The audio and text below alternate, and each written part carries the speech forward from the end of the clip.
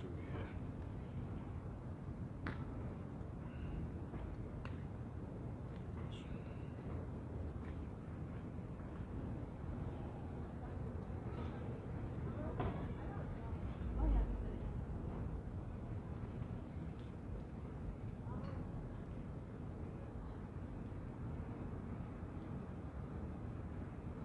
Shalom. I'm on 20%. Oh, yeah, we good. You good. Yeah, Khan. All right, Shalom. So, once again, we out here. The prophesy the downfall of America. Come out, tell you so-called Negroes, so-called Latinos, so-called Native American and Seminole Indian people who are scattered amongst the earth that you are the Israelites. But before, we get into this, we want to give all honor, glory, and praise to the Heavenly Father in the name of His Son, Yahweh, Ba'ashem, Yahweh Shai, Wahakashtada. Right? So, as always, double honors to all the elders out there, the Israelite nation, those of you who rule well, all the brothers diligently hitting the highways and hedges, bringing forth this doctrine, the true doctrine of Yahweh Ba'ashem, Yahweh Shai, promoting this truth, and diligently performing the righteous acts, the righteous works. All right, so the title for today's, if you will, highways is narrating the ends, the now and ends of your life.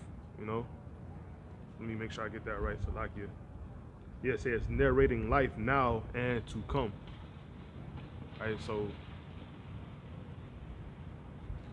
Get the word narrating. yeah.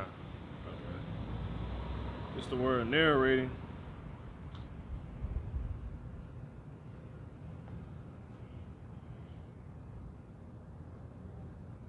It says give a spoken or written account of. It says tell, synonyms, tell, relate, recount. A good one is unfold, describe, detail, Yeah, kind. report. Yep, report. That's very important. Reporting. That's ultimately so what we do. We just reporting. We pretty much come out and we take an account of what's going on in the world currently, and we're basically just filtering it through the scriptures and reporting what's actually going on. Because most people out here, they have no idea what's going on. So we're reporting reality. We're reporting the truth, because this world, this current world, and how it is and how it be, it doesn't deal with truth. Yeah, you got it. Isaiah 53:1. Who hath believed our report? Yep. Yeah, that's it. Who hath believed our report? Because out right now, worldwide, through the week, throughout the weeks, on the weekends, whenever it may be, his brothers out worldwide bringing forth this truth. And we're telling them what's to come of this world. And ultimately, And what's going on? yeah, and what's currently going on, Yep. as always. So, as always, we prophesying the downfall of America and the end of the so-called white man's rule, leadership, control of the world. And the question that's being brought forth here is who hath believed our report? We know who hath believed, the ones who have repent. Those are the Israelite nation who, when they hear this word, they repent, they come back to their true power. But who hath heard our report? Who hath believed our report? Salaki. Yeah, I got some. This is sorry. Need some juice. Okay, kind. Yeah, kind. This is 2 Corinthians 4.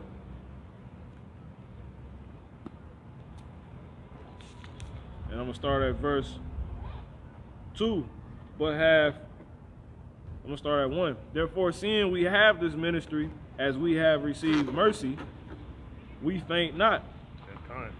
but have renounced the hidden things of dishonesty, not walking in craftiness, nor handling the word of God deceitfully, but by manifestation of the truth, commending ourselves to every man's conscience in the sight of the Most High. Yeah, kind. And it's our ministry. Our ministry is to literally simply do as the Lord tells us to do, which is to come out, promote this word, bid Israel back to the marriage, and not do. Yeah, report once again. You know, back to our narrating. You know, these events. You know, to the world, namely the world of Israel. You know, but these other nations, they got to hear what's going on as well too. They have to understand that the downfall of their nation is imminent, and the uprise of our nation is prominent. You know. If you have anything to add, yeah, kind. Feel free. This is Habakkuk 2 and 5. It says, so I can have 2 and 5. Habakkuk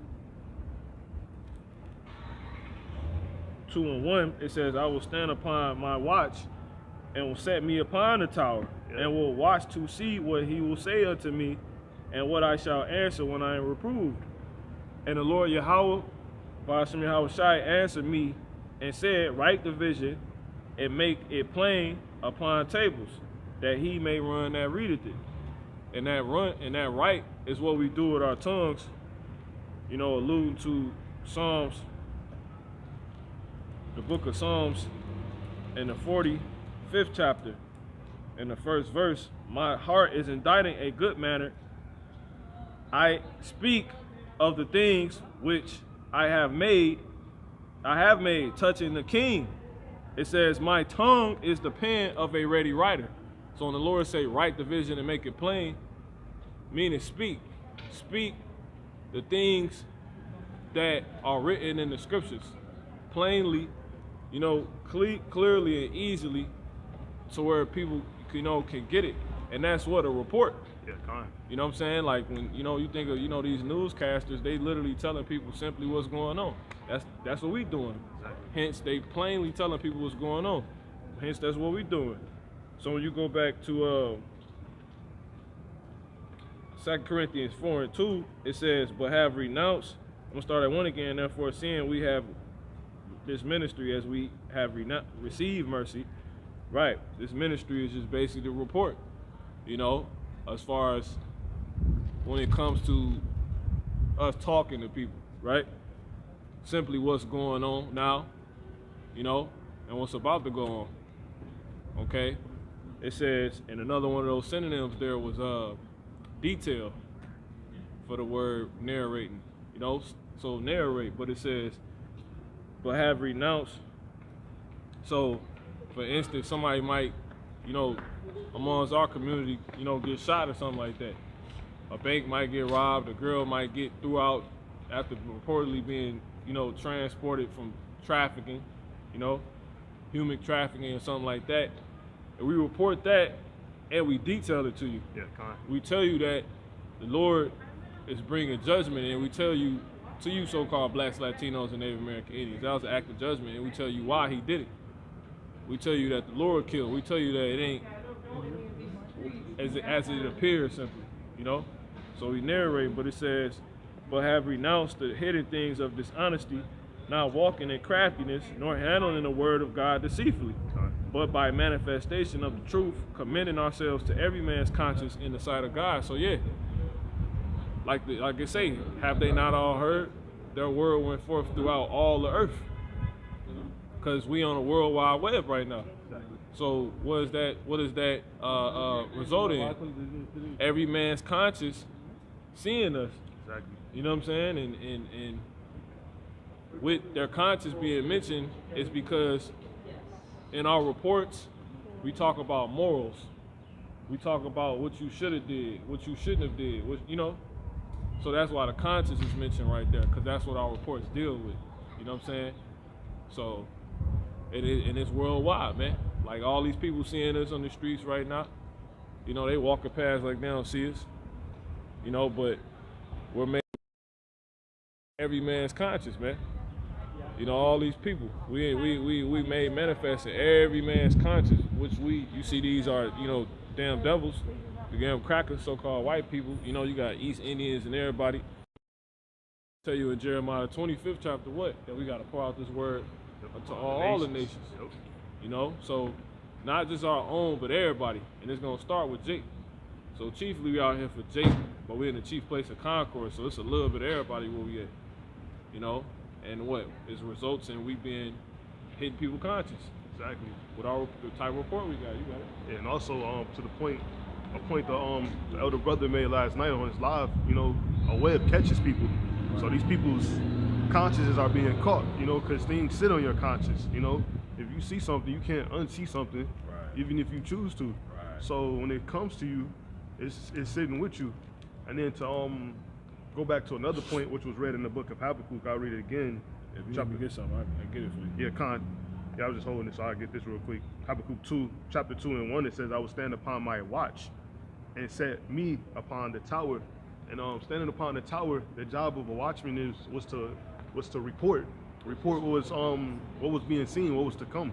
You know, so it's just furthering that whole point of this is a narration of things simply to come right now and in the near future, you know. Yeah, to back you up, this I got some. This is Ezekiel. Okay, Ezekiel 33. So that he said the watchman's job was to basically sit and watch what's to come, you know, and that's exactly what. So since I say that, the Lord has set us up to do. Drop all that. Need that. This is Isaiah 61 real quick, and you know, I'm gonna get that next.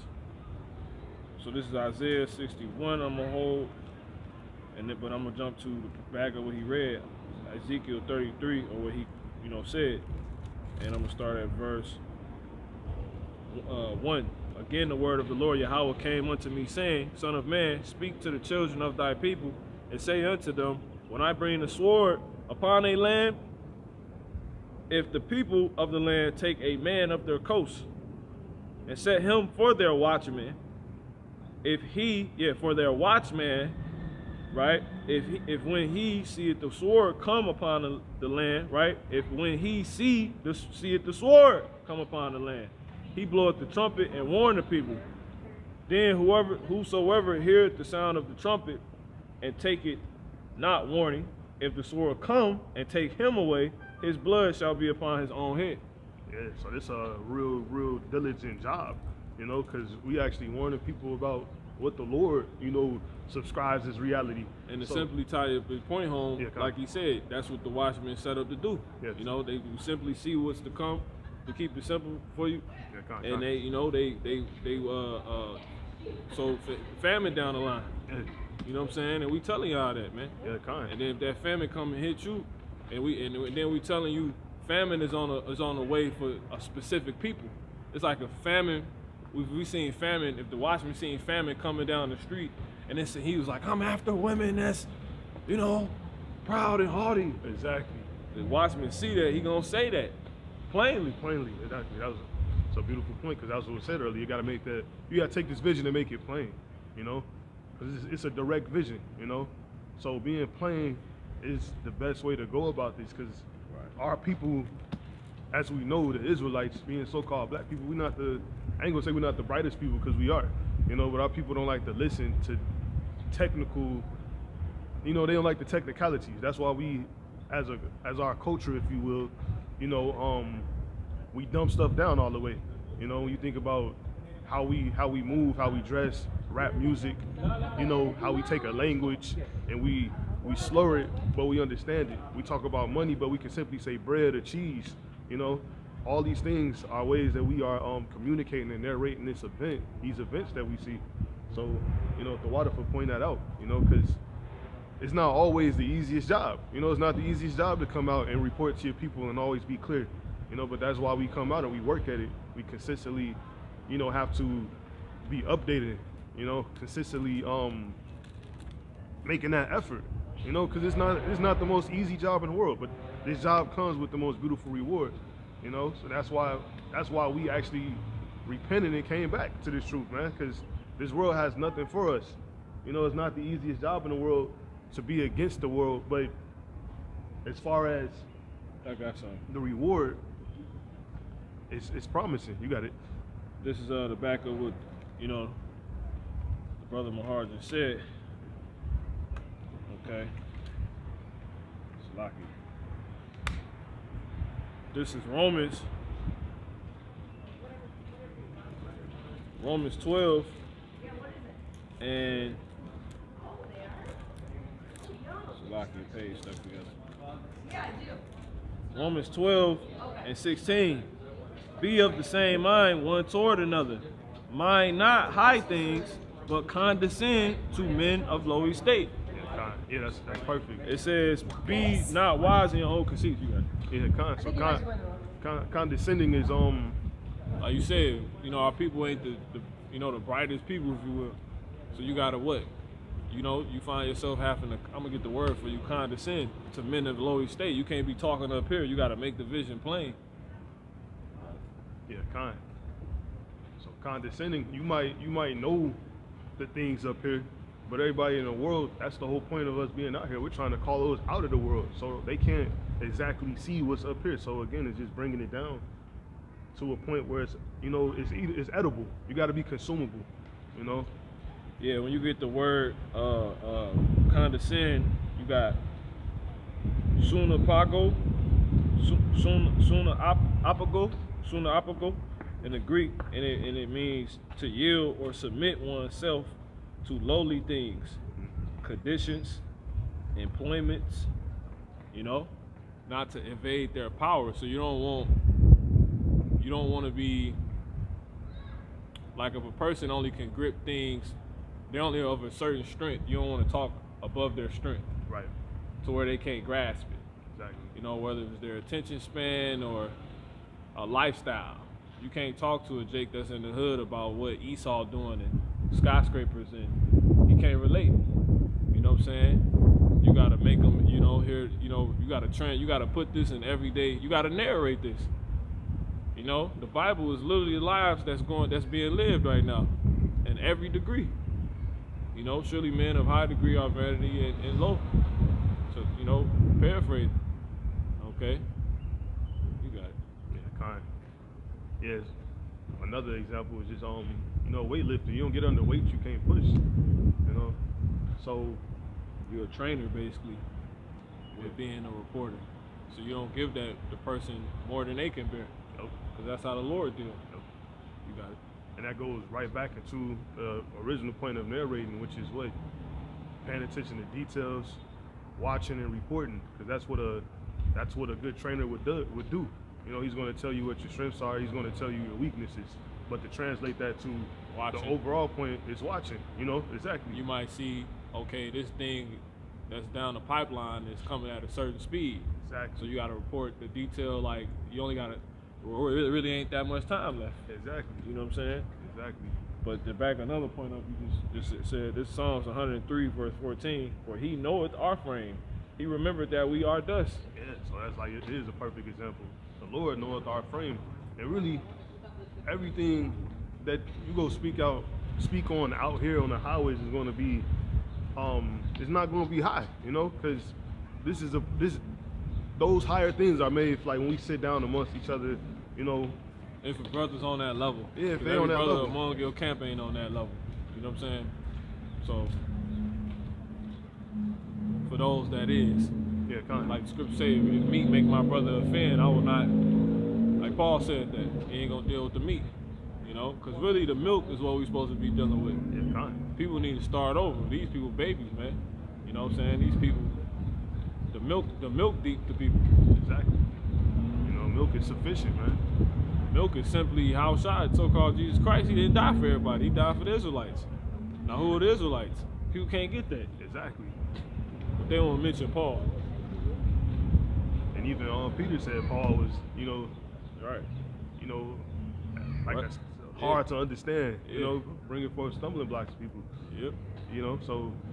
Or niggas stumbling on Paul's writings themselves because they trying to rest with Paul's writings, in which things are, hard to be spoken, and he write a paraphrasing, exactly, but the same way they do the other scriptures. Exactly. And those same scriptures happen to be what? Milk scriptures. Exactly. So if you people tripping up on the milk, according to Peter, who was King David, how much, like that's up there. King David. Exactly. But exactly. Reincarnation. You got it. Right, yeah. Exactly. Come on, man. Yeah, exactly. And that's all these people speak of is what? New Testament. A majority of the New Testament, if you will, is, Paul's writings. Because that's another thing that's going on right now, which is what? you know, the life, how we narrating the life that is now and the life that's to come. Well, the life that is now that we telling y'all in detail is all these people you seeing being born and walking around right now. These are a bunch of spirits that just reincarnated. They was here at some point. Exactly. You know, from the niggas to the heathens, who actually are the niggas. You know, that type of detail. So the world has, right, and all these people coming back for a final judgment.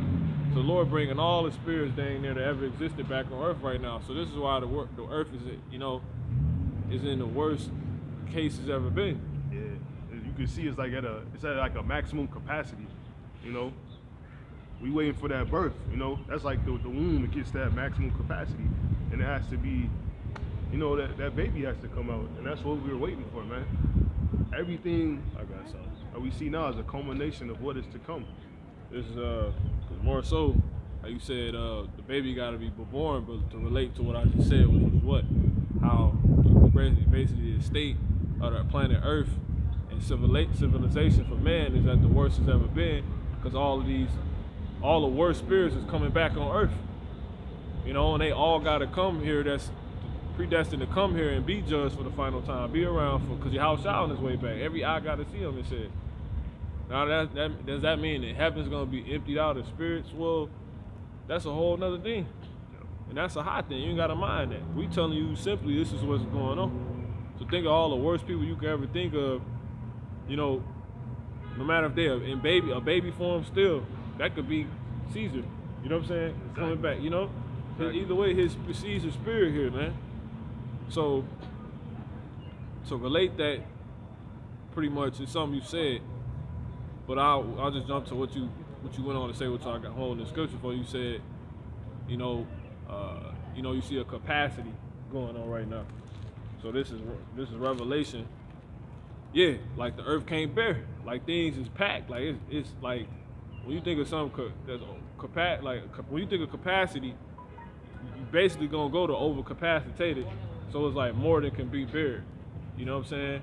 And that's exactly how these times, you know, are right now. It's like they're overbearing. Exactly. Because that's how you know all the spirits are here. Yeah.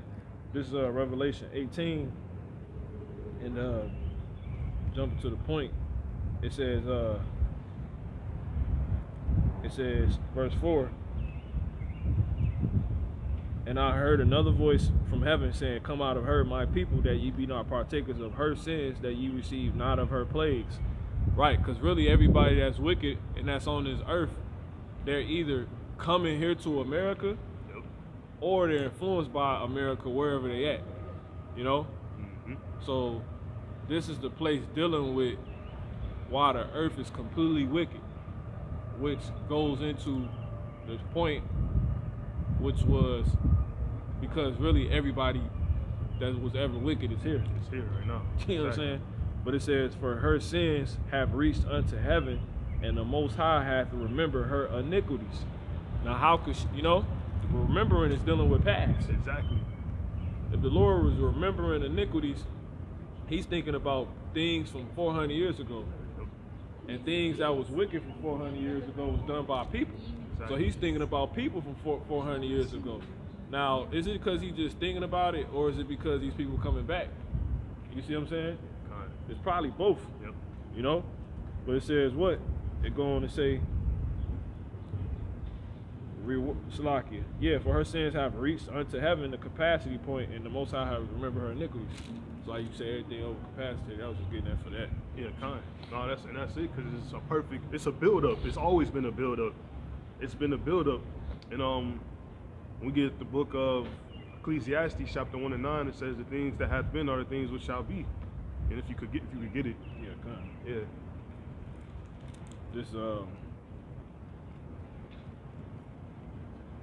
just to prove, point of getting it is to prove the fact that these things that we see going on are the things that have always been going on, but also likewise, these very same people that has always been are the same people who are back today. You got it? Ecclesiastes 1 and 9.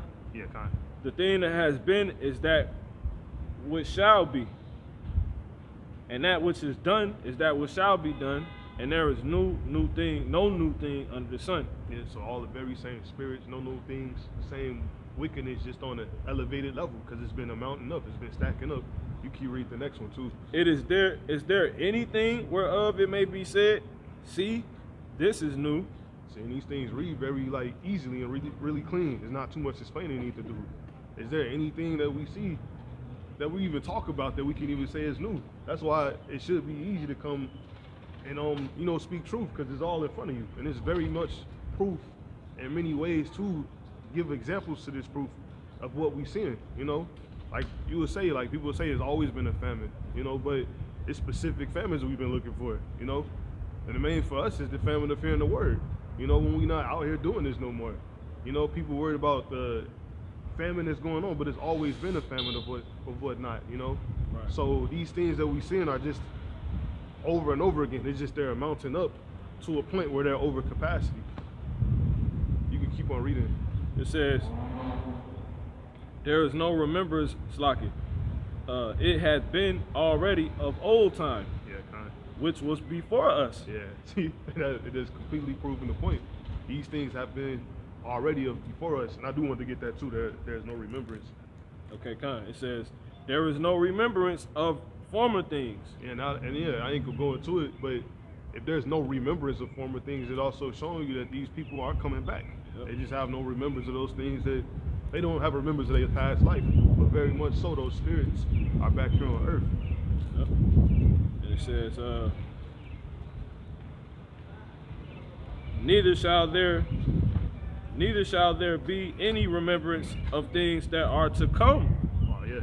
with those that shall come after. Yeah. You can speak on that. Yeah, so it ain't gonna be, pretty much it says, neither shall there be any remembrance of things, which that word things ain't really right there, but it says of things that are to come with those ain't really right there, but it says with those that shall come after. So there neither shall there be any remembrance of things that are to come with those that shall come after.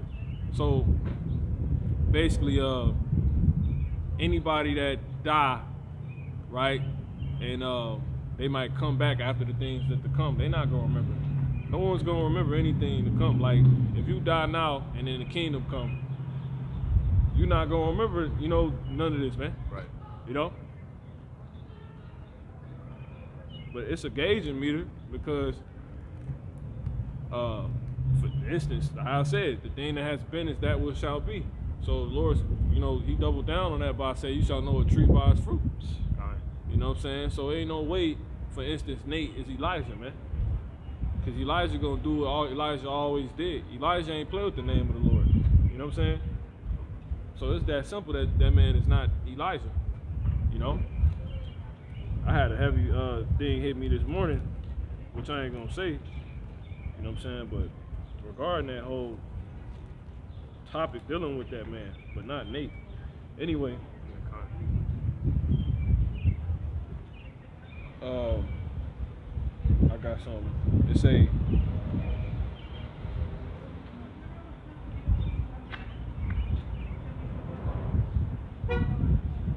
Oh, Slocky. This is Ecclesiastes and Ecclesiastes 3.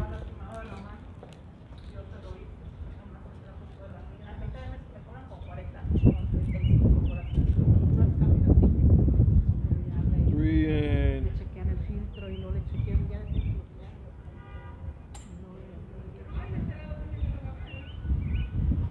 15. It says, I'm gonna actually start at 14. I know that whatsoever the Most High doeth, it shall be forever. Yeah, so the Lord made spirits, they're not gonna ever leave. The scriptures tell you that in the Apocrypha, how man borrowed his own spirit. You know what I'm saying? So one, it ain't even yours to get rid of. It ain't yours to live abominable with, and then be killed for it. And now, because of that, it's destroyed. But it wasn't even yours. That's for the owner to say. Exactly. Like the scriptures say, or the creator to say. Like the scriptures say, the issues of death belonging to our power. You go to Sirach, the 5th chapter, go into and say what? How mercy belonged to him. Say not that his mercy is great, for for mercy belonged to him. So Yes, I can. these spirits that get, that come down here and live wicked lives out, you know what I'm saying, and get destroyed for it, on the physical plane, right? They not responsible. That life that they lived is not responsible for if, okay, the spirit is gone forever. No, that's not how it works. The Lord created that spirit, man. Because once again, it says what? Ecclesiastes 3:14. I know that whatsoever the Most High doeth, it shall be forever. Yeah. So nobody die. No spirits leave, man. It says nothing can be put to it, nor anything from it. And the Most High doeth it, that men should fear before him. So that's a scary thing, man. That's why the Most High. He could take you off the earth and he could send you right back down here. So that's why he the Most High. It says that which has been, this the point, that which has been, right, is now. So all these same spirits that we read about that was like the first spirits, they're now here. They just in a new form, new body. Ain't none of this stuff new. The cars, these ain't none but new age chariots, Yeah, kind of. Well, horses. Where's the horse at? The horse, the engine. That's why they talk about horsepower. Then they actually say Volt 6 wagons. Yep. You know what I'm saying? So it say what? It says, and the Most High requireth that which is past. So yeah, and that deals with exactly how we know how reincarnation, which we know to be how the Lord dealing, right? Exactly. Works. That deals exactly with how that works, because when they say he requires that which is past, that mean what? That mean pretty much you live a life now. Basically, everybody got to get got back for what they did in the past. What past? Is it just yesterday? No, it goes all, but it's even all the way back to your past life. The life you living now is a judgment. It's the Lord getting you back for, or rewarding you on either end of the spectrum, whether it be good or bad, for what you did in the past. What you did yesterday doesn't decide what happens to you tomorrow. What you did in your past life actually does. Exactly. It just look like that, So the Lord requires that which is past, man. How he meet that feat? How will he get Rome back? Rome, hey, let's get it. This is Revelation 13. Okay. Revelation 13. And we'll jump to the point. It says, Slaki. This Revelation 13, and I'm gonna start with verse 11. It says, and I beheld another beast coming up out of the earth. It says, and he had 2 horns like a lamb, and he spake as a dragon. Right?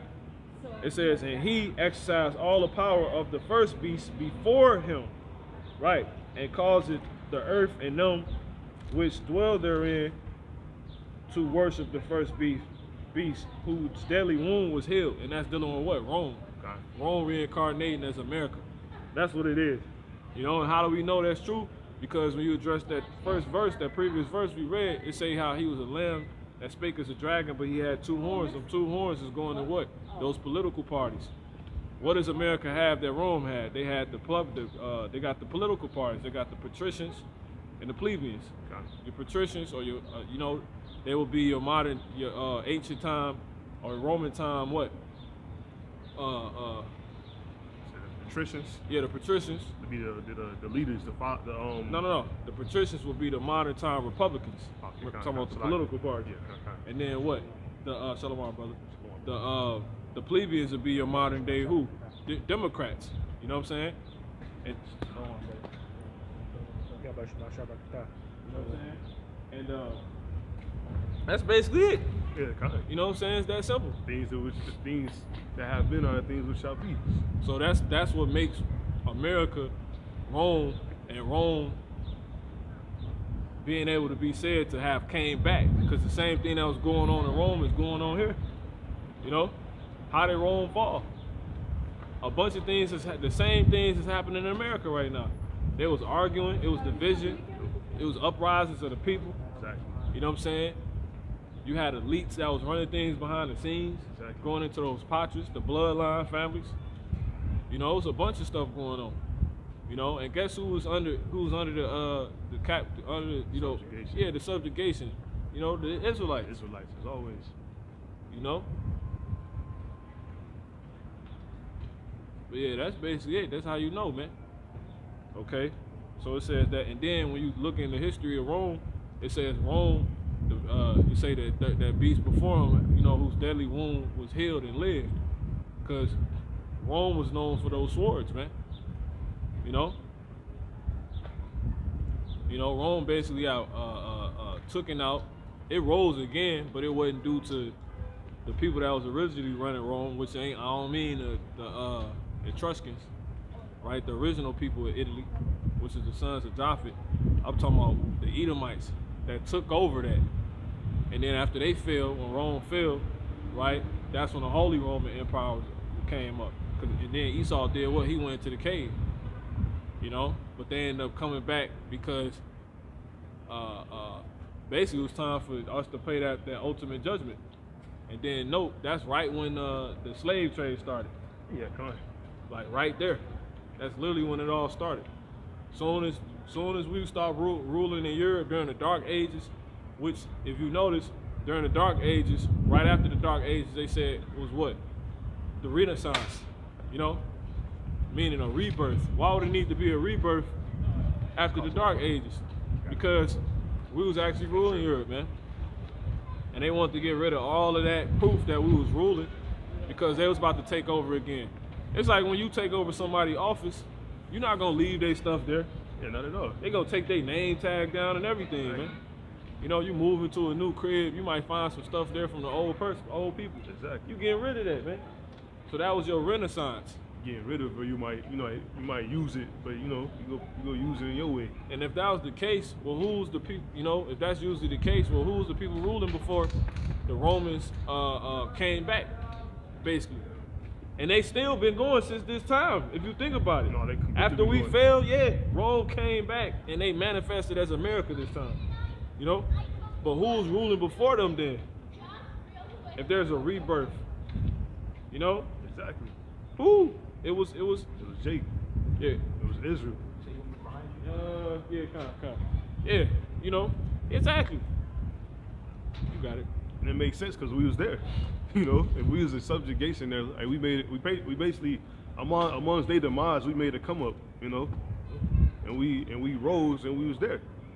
You know, but it wasn't meant for us to do so for Oh yeah, I got something. you know such a long time. And it's completely documented. You know, because why else would there be a period called a Renaissance? You know, years which came where new letters were created, new letters that formed new names that were never existed.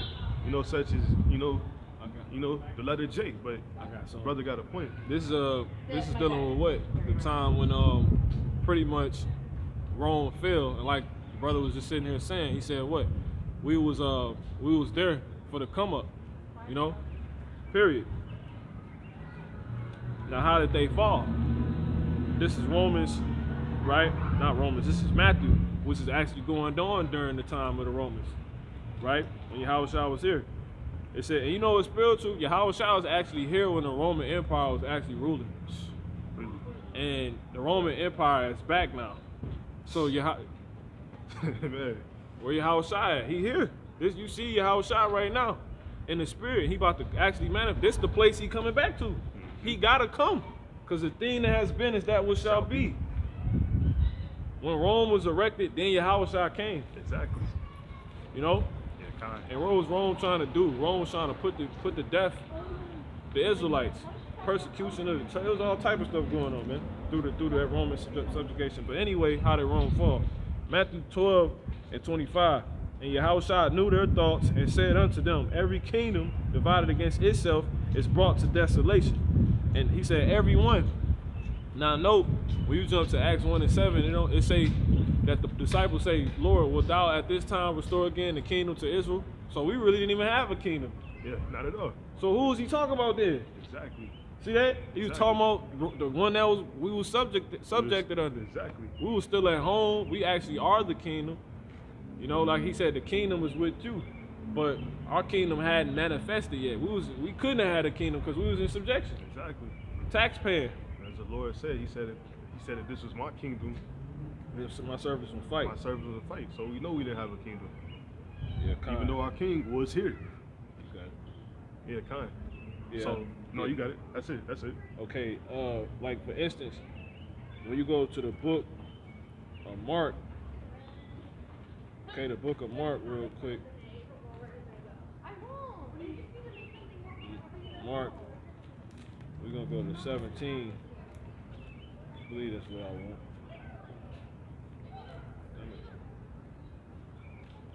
Mark, nope. It's Luke. It should probably be Luke 17. Luke 17 and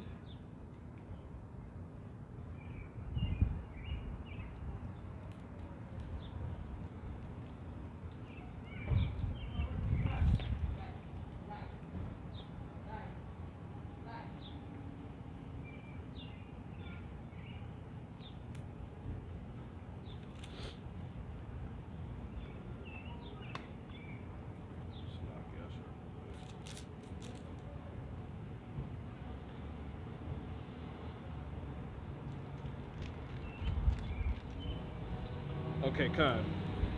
Matthew 17. I thought so. Anyway, this is Matthew 17.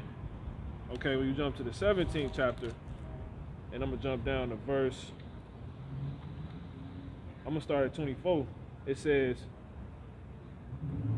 and when they were come to Capernaum, they that received tribute money came to Peter and said, do not your master pay tribute? Right, what was Peter and his master? Peter was an Israelite, and the master being Yahushua was an Israelite who sprang out of the tribe of Judah. It says what? And said, he said, yes. And when he was come into the house, Yahushua prevented him, saying, what thinkest thou, Simon?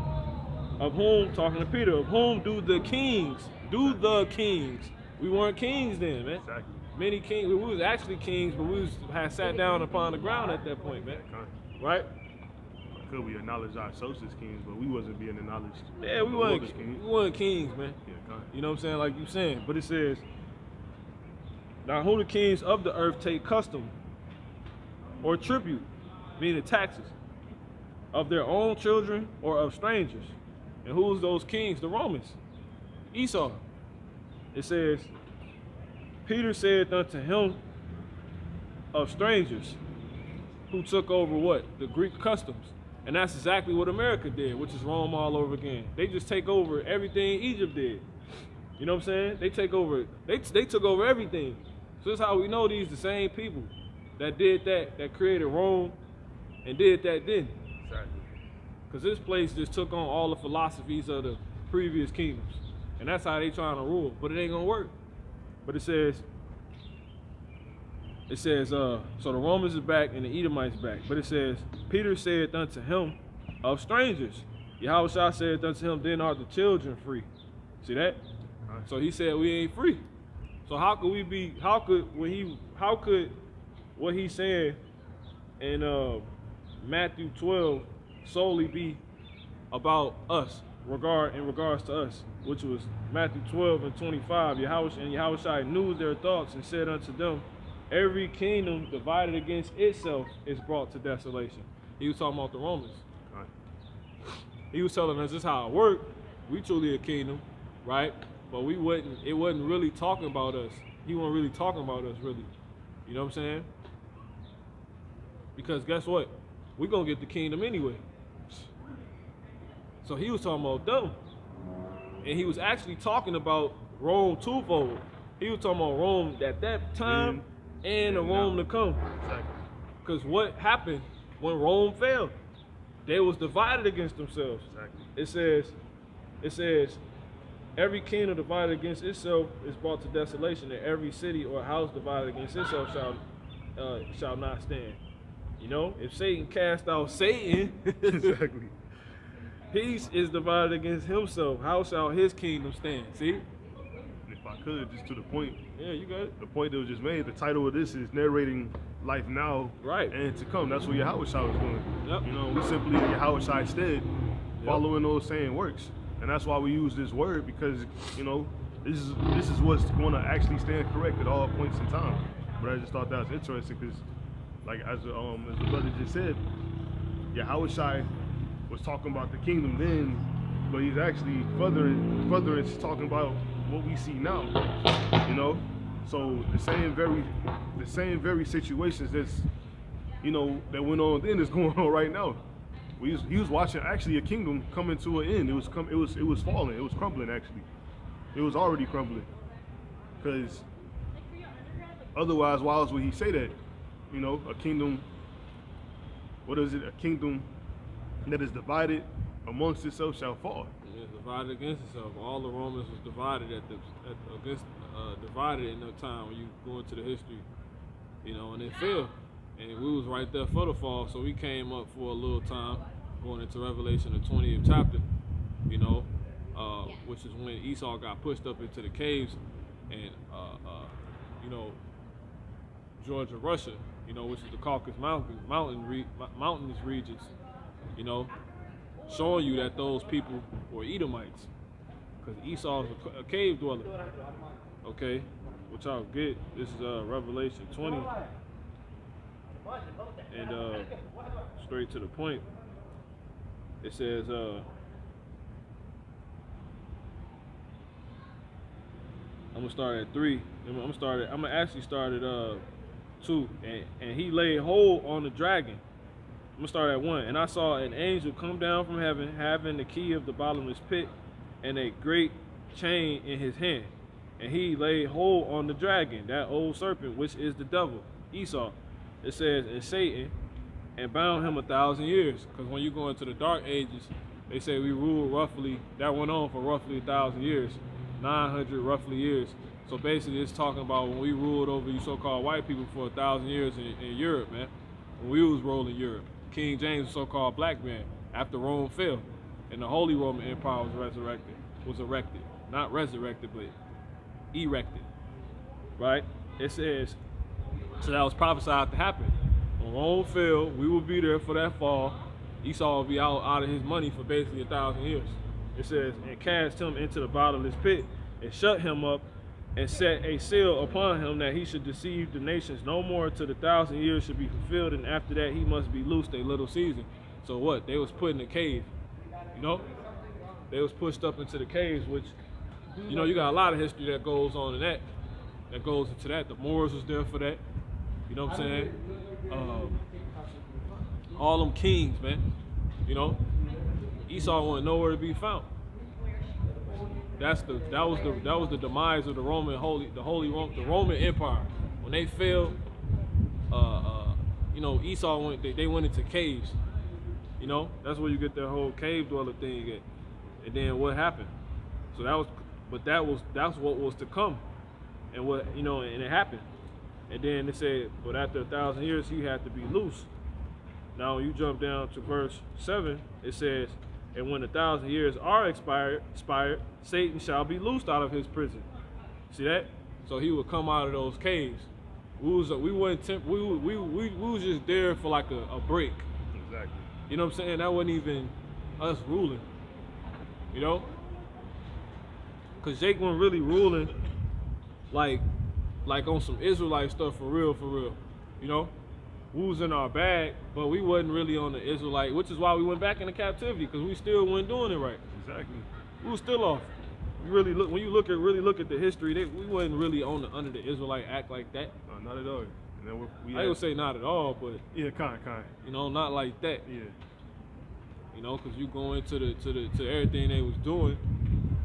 You know, Jake had the morals of the law. Jake was dealing with the book.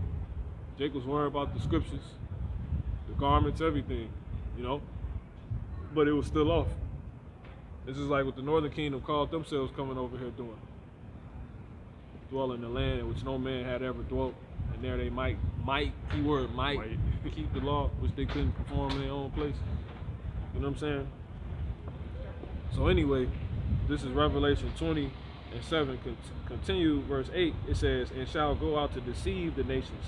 So once they will come out of those caves, they will go out to deceive the nations. Hence, start this thing called the what? The Renaissance, the rebirth. See that? And that rebirth exactly goes into Revelation the 13th chapter. How it said what? It says, verse 12, and he exercised all the power of the first beast before him, and caused it the earth and them which dwell therein to worship the first beast, whose deadly wound was healed. See that? So that's literally telling you, when I'm gonna jump to 14. It says, and deceiveth them. It says, and deceiveth them that dwell on the earth. See that? By the means of those miracles which he had power to do in the sight of the beast, saying to them that dwell on the earth, that they should make an image to the beast, and which had the wound by a sword and did live. So they ultimately was put to death, but they came back. That beast, it came back. That beast before it, this one that came back trying to act like it, the whole time just to be that beast that was put down, coming back. Yeah, time. So really, how this place try to build these pillars and these Roman structured cities, it's not that they're just inspiring to do what the Romans did then, what the Edomites did then. They actually are those Edomites coming back. Exactly. This is just simply Rome coming back. Exactly. Hence, going back into Revelation 20:8, and shall go out to deceive the nations which are in the four quarters of the earth, Gog and Magog, to gather them them together to battle, the number of whom is as the sand of the sea. So that was what? Rome coming back. The Holy Roman Empire falling, and Esau coming out of those caves and back into power to finally live by that sword completely. And he did it on a level he ain't never did it. Because remember, Rome almost took over the whole earth. Because what Rome was doing, they was going around subjugating whole nations and countries. And when they did it, they had forced the nation to become, this is how they was taking over the earth. When they showed they could punk certain countries, they'd make the country become confederate with them. Get down, lay down. Yeah, and they'd do it. And you look at the whole, basically, they damn near took over the whole earth. You know? Now, they didn't fulfill that feat, right? But that's why they went into the caves eventually. You know? But see, when they will come back, now Esau gonna fulfill that. He basically gonna fulfill it. It's gonna be like 99%. That's that new world order, which is really one world order. When it's a one world order, that's everybody on one page. But who page is it? Exactly. Dr. Ray Hagan said it. He said whoever controls the page controls the thinking of the age. And who controls the pages? The so-called white man, man. You know, you need a page to white something out. You see what I'm saying? You gotta have a page. If I tell you to white something out, you gotta have a page to do it. Do something. Who made white out, man? You know? The ones with the pages, changing history. Whitewash.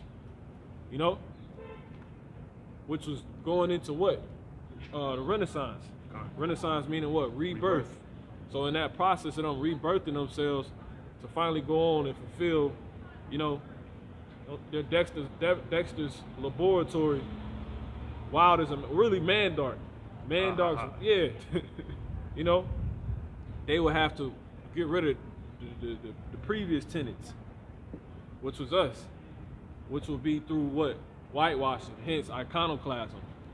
You know? That whiteout. Yep. And that's having control of the page. And that's going into what? The deception, the deceiving. You know? And guess what? That was just the beginning. It's still going on now. As you said it. You got it? It's 99%, you know? No, it's gonna be 99. It's gonna be, but we are like, what, 90, you know what I'm saying? Yeah. And back to the previous point was the fact that, you know, this place is getting to capacity. Like, if a building has a certain capacity, if you 90% full, you know, you see that place is really full, you know what I'm saying? It don't really take it to be completely all the way over capacity for you to see that this place is, you know, getting to a point where it's sort of out of control. Yep. And for instance, I saw in my bag, but for instance, when you matter of fact, you can grab it. It's in this yeah, you should see it, it's right there. It's probably the one in front of that one. Bigger part. Yeah, kind of. You just put the bottom back in there.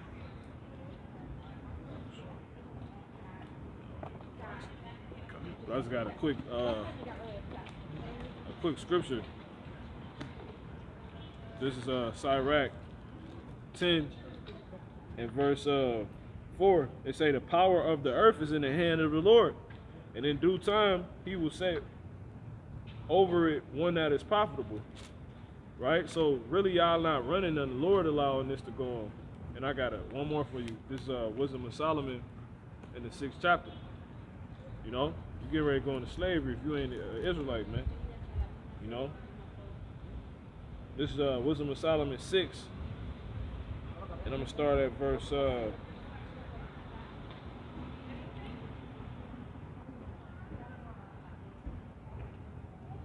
3. I'm going to actually start at 1. Hear therefore, O ye kings, and understand. Learn ye that be judges of the end of the earth, of the ends of the earth. You know? Because Rome was trying to take over the whole earth, but they failed at it then. But now they're back, and they're way further in that venture.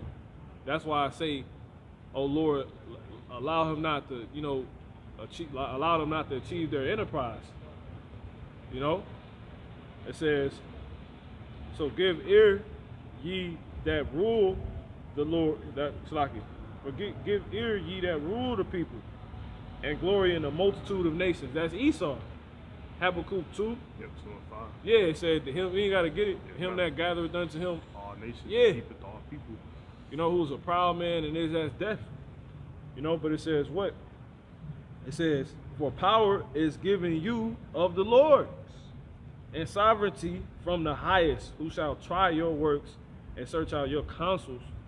You see? So there it is, man. So to pretty much show you what's going on now, you know, Rome is trying to, you know, achieve their, you know, their desires of then. Yeah, kind of. He said, "You by their tree, by their fruit, yeah, by their fruit you shall know them." And then when you go to when you go back to the book of I could really drop this one. Let me get it. No, you good. This when you go back to the book of Ecclesiastes 1, it says, verse 15, that which is crooked cannot be made straight. This in the same chapter talking about how things that has been is that which shall be. Exactly. So if you was once crooked, you always gonna be crooked. If you was once after ruling the whole earth and, you know, subjugating everybody, you gonna always be after that, man. Yeah, kind of. You know, it says, and that which is wanting cannot be numbered. Woo! That's Esau. Yeah. And that which is wanting cannot be numbered. You know, you can't say how much he want because it ain't no max to it. You just keep going. Yeah, they ask it's death. You know, I forget the exact. That's the back to the Habakkuk chapter 2, yeah. 5. You know, keeping it simple. Yeah, that's it. He said, he gathered unto him. You know, his desire is as hell. Yeah, exactly. It cannot be satisfied. Can't be satisfied, exactly. That which is wanting cannot be numbered. That's talking about Esau. So he the crooked. And that's exactly what the scriptures say, that crooked serpent. You know? That's him. So Rome is the serpent, you know, deceiving people out of their own. You know, and that's powerful because that's what the serpent did. He deceived Eve and Adam out of their own. And when Rome set up, they had the same tactics. Why? Because the people that was running Rome was the serpent. They was of that serpent line, man. You know? Esau, that old serpent called the devil, was deceived the whole, you know? This nigga been doing this since the garden. He did it, you know. He tried to do it as when he was Esau, as a child. He tried to deceive Isaac. He was like, Esau, he's like, Jacob took my, you know, he said, Stole my blessing, my birthright. This nigga whole sold it. Blessing. Jacob got the receipt and everything. And he talking about, you stole it. Exactly. You know what I'm saying? That job crazy, man. And put on the whole show, you know? So the point is what? The point is what? Pretty much,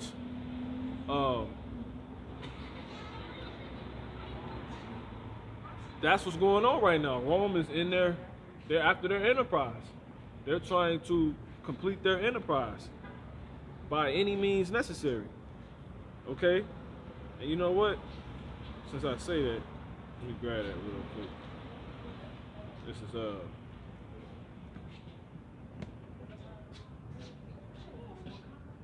so we taking y'all, we take the right and we make it plain to you.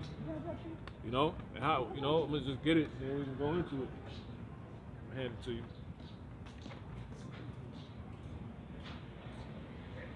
It's in the book of Job. It's in Psalms too, though.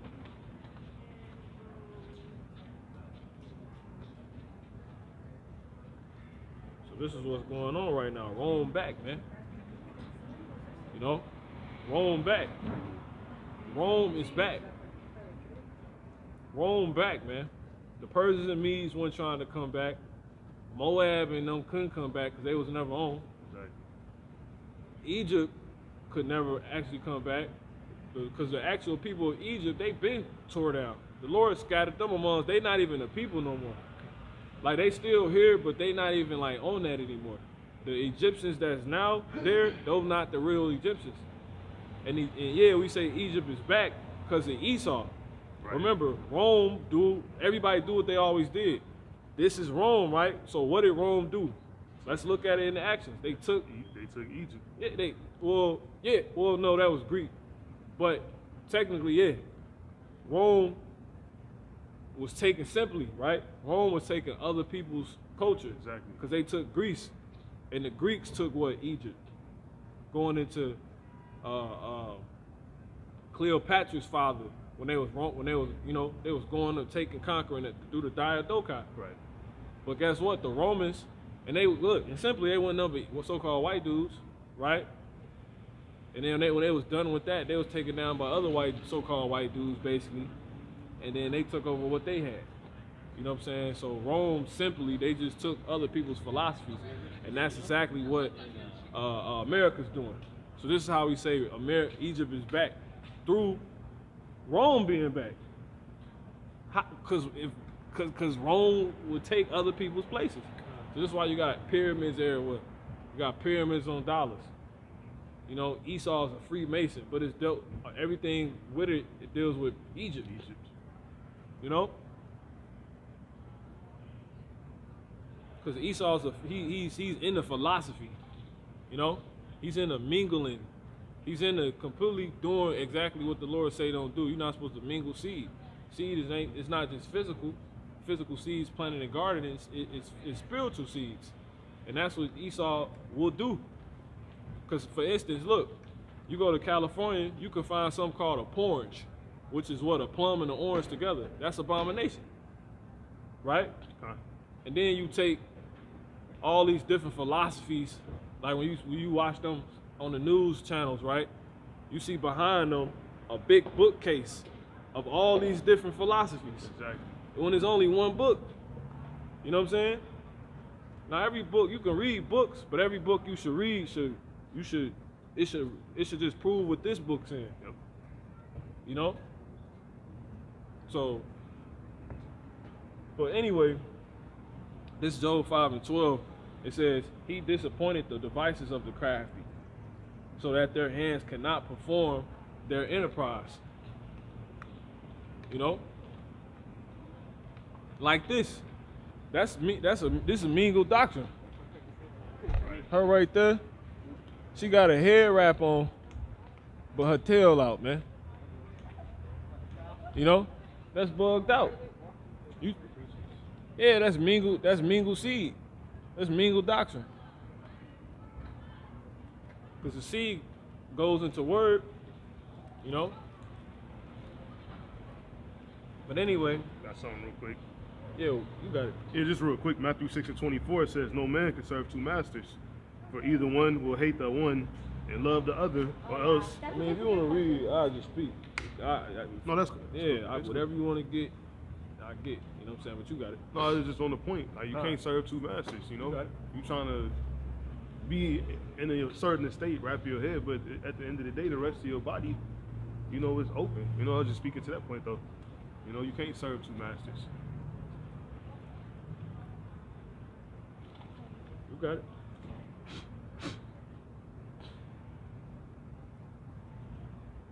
Yeah, kind. You can read what you just read in Job again. This is Job chapter 5 and verse 12. It says he disappointed the devices of the crafty. It says so that their hands cannot perform their enterprise. Yeah, kind. At the end of the day, it's all of the Lord to bring forth His will. You know, they're in the hands of the Lord. Ultimately, you can get Job 9:24. Okay, I got something too. This Job chapter 9 and 24. The earth is given into the hand of the wicked. See, the earth was given into the hand of the wicked. Or is. So it is now. It was and it still is. That's why is there. You know? Because imagine if was there. Right. That'd be the whole stomach. It's over with already. Exactly. Was not in the hand. No, it is. Yeah. So at some point it happened, which would be the was, but since it is, you have that and currently, no. Yeah. Exactly. You know? But it says, he covered the faces of the judges thereof, if not, where and who is he? Yeah. Yeah, the whole point being is they have the earth right now, the wicked, that is, and we know the wicked to be Esau, according to the scriptures. Yeah, that's powerful too. That's what Rome wanted. They wanted the whole earth. Exactly. They trying to rule this whole thing. So ultimately what they desire has been put in their hands to perform that enterprise. But we just read in Job chapter, what was it, 5? Or was it 9 and 5? Yeah, 5 and 12. 5 and 12, you know, that enterprise is not going to be complete because, once again, the earth was given to them. And if it was given to them, it also could be taken away from them. Right. And we read that in Sirach 10 and 4. 10 and 4, you know. Yeah, I'm going to get that again. Yeah, Sirach 10 and 4, and I got some. It says, I'm gonna just get this real quick. This Wisdom of Solomon 6 and 3. For power is given. So let me just start at 1. Hear therefore, O ye kings, and understand. Learn ye that be judges of the ends of the earth. This really talking about us, but then they took our stead over right now. And it says what? Give ear ye that rule the people, and glory in the multitude, and glory in the multitude of nations. For power is given you of the Lord. See? For power is given you of the Lord, and sovereignty from the highest, who shall try your works and search out your counsels. Yeah, kind. And that's ultimately, again, that's word given to us, but we not in that stead right now, so it's them. It's them. Same rules, if you will, laws apply. Something's given to you. Assume the position, as they say. Yeah, simply put, you know, assume that position. And again, something given can be taken. Sirach got it. Sirach 10 and 4. It says, the power of the earth is in the hand of the Lord. As always, the power of the earth is in the hand of the Lord. That power, that position of power is always going to be in the hand of the Most High. It's in the hand of the Lord, so He gives and He takes. The earth can be given into your hand, and is right now, but also it also can be taken. Yeah, because it ultimately goes into what? What does it mean? Well, I thought you said he said he give it into their hands. Well, what it means that by it being in his hand is he still got the say so, the control. This is Sirach 18 and 2. The Lord only is righteous, and there is none other but He. It says, who governeth the world with the palm of His hand. He governs the world. He governs the affairs. What the kings do, you know, is all, and ultimately, you know, gonna do is all pretty much decided by the hand of the Lord. Because, for instance, what you do comes from what? It comes from your mouth. You know, if I can, real quick. Yeah. This is it's like it comes from your mouth, and what you say comes from your and what comes from your mouth comes from your mind, which is what? Governed by the hand of the Lord. Yeah, kind. Proverbs 21:1. The king's heart is in the hand of the Lord. As the rivers of water, He turneth it whither so He will. So yes, everything's in Esau's physical possession, but ultimately, everything he goes on to do with those possessions is decided by the Lord. It's in the hand of the Lord. You know? Because everything he will go on to do is what his mind tells him. But that's what's in the hand of the Lord. So ultimately, if the Lord got the mind of the hands that has the earth, He got the earth in His hand. You know? As they got that song. He got the whole world, you know? In His hands, yeah. Because He got everybody's mind, man. You get Psalms 90 and 9. This is Psalms chapter 90 and verse 9. It says, for all our days are passed away in Thy wrath. In Thy wrath we spend our years as a tale that is told. And it's just a further proof of the point. We just, regardless of what you think, you in the hands of the Creator, the ruler, the Most High, man. And ultimately, your thoughts come down to what He gives you to think, you know. So your orchestration is going to come down to His hands. He's the actual orchestrator of what we all see and playing out here, man. However you may perceive it or not. Yeah, I got this. I got something. Yeah, kind. This is Job.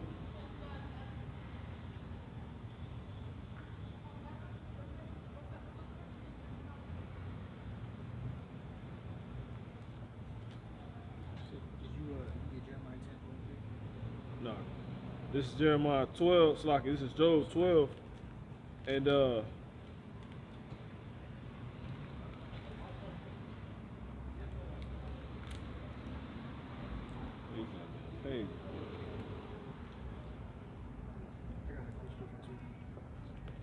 okay, Job 12 and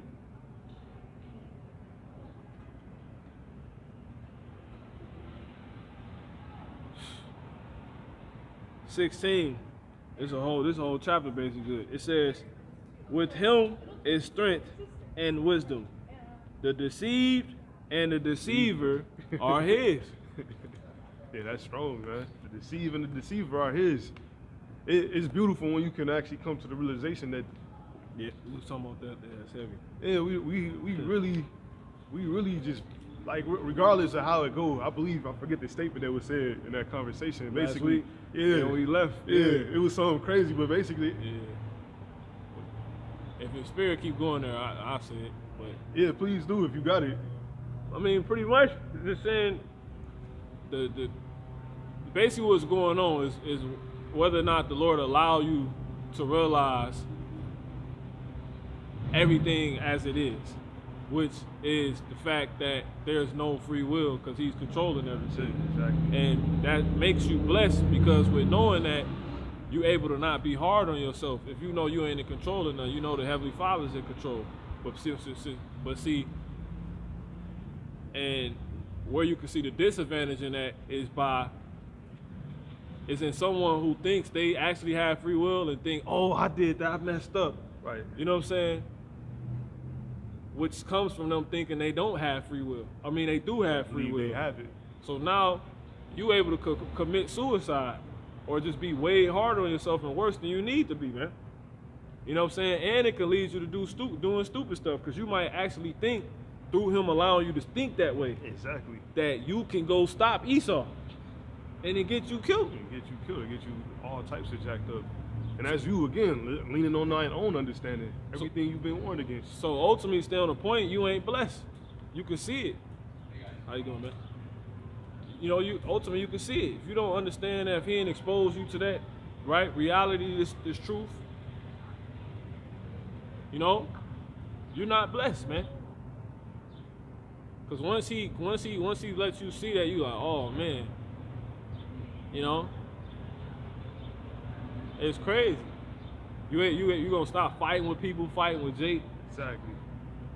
See, people, he allows them to think the opposite, even though he's still actually controlling them. Yeah. That's, man. The thought is really up there. If you get St. John 8:32, this is St. John 8:32. He lead too, so he said he had something. That ain't got nothing to do with me. This is St. John 8:32. It says, "And ye shall know the truth, and the truth shall make you free." Yeah, so this truth is what's gonna make you free. Knowing the truth. When you actually know the truth, you set free from believing whatever it is you think you know. You know, that's what's actually setting you free. That's going back to, you know, what was initially said. Like, the fact is, there's no free will, and that's part of the knowing the truth. And knowing that exactly is what it sets you free from the thoughts of, you know, going off to maybe want to kill yourself because you don't exactly understand why or where or how or what things are, what you truly experiencing, you know. And again, all these things go back to the fact that you in the hands of the Heavenly Father, and you plan out His tale that is being told. Yeah, I got something. Kind. This is Revelation 17 and verse 17. It says, "For the Most High hath put in his hearts, Salaki, for the Most High hath put in their hearts to fulfill his will." This is done with what? Pretty much the completing of the beast and the love and relationship and the reveal of the whore that's among the beast, that's using the beast, which is America. You know, the beast being NATO and the EU. Okay? So these people that basically, those that resurrected Rome. You know what I'm saying? The resurrection of Rome, that. Right? For the Most High has put in their hearts to fulfill his will, and to agree, and to give their kingdom unto the beast, until the words of the Most High shall be fulfilled. So everything that is going on is under the will of the Heavenly Father, man. I mean, ain't no free will in any regards. And even when you look at scriptures like this, for instance, how he said, basically like for instance, reincarnation. If you can't retain your spirit and stop yourself from coming down here, ain't no free will. It wasn't no free will to actually begin with, because you didn't send yourself down here. Nor can you stop yourself from leaving from down here. You know? They say there is no man that has power to retain spirit, man. Yeah. There's no forget exactly what it say, but it says there's no discharge in that battle. Yep. The Lord is in control of all this, man. By every means, man. You know, so what we seeing play out right now, which we're sitting here narrating, is what's written in this book, man. What's now and what's to come. So you're seeing the people trying to perform their enterprise, but they playing themselves because the Lord has allowed them to believe that they're ruling. Exactly.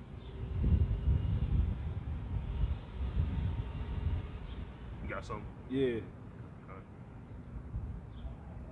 This is Psalms.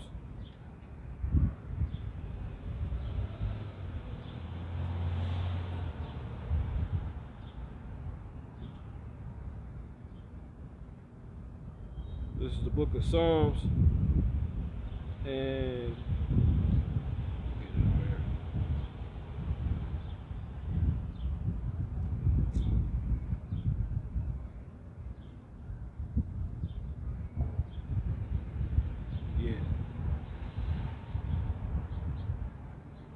no, this is Daniel, Salakia. This is Daniel And I'm going to start at 17. It says, this matter is by the decree of the watchers. Woo! Right back. Yeah, It says, and the demand by the word of the holy ones. So we telling you what's going to be, and we demanding a certain thing by the word. A certain thing is being demanded by the word of these watchers, who are actually who? These holy ones. You know, the holy ones being talked about.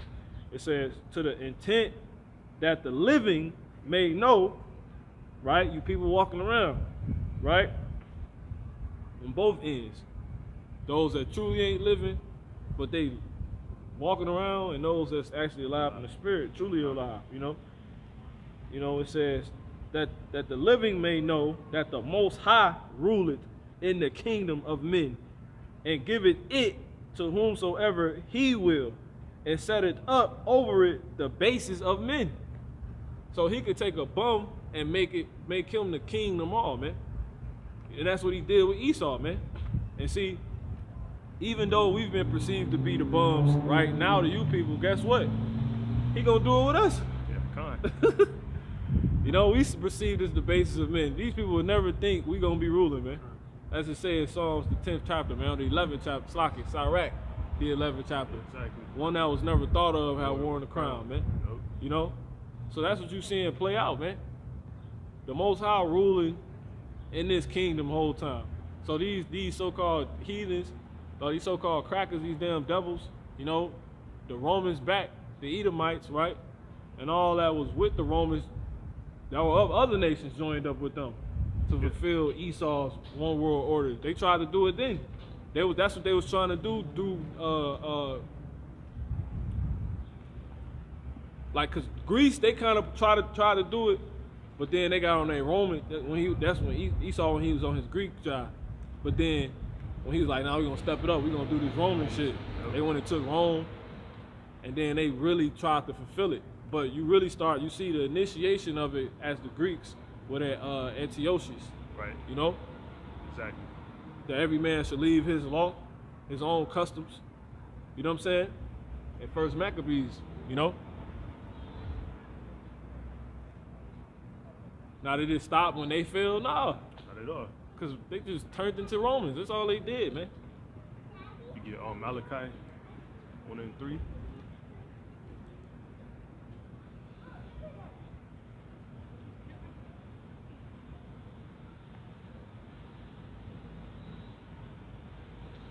This is the book of Malachi, chapter 1 and verse 3. And it reads,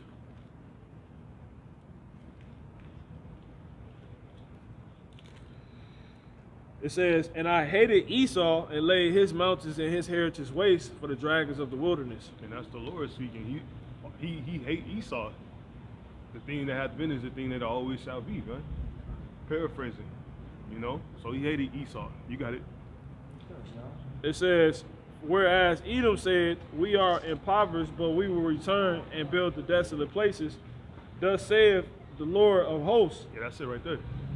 Esau, their whole thing is to return and rebuild, right? They didn't get slapped down. You know, we talked about the 1,000 years that they was down.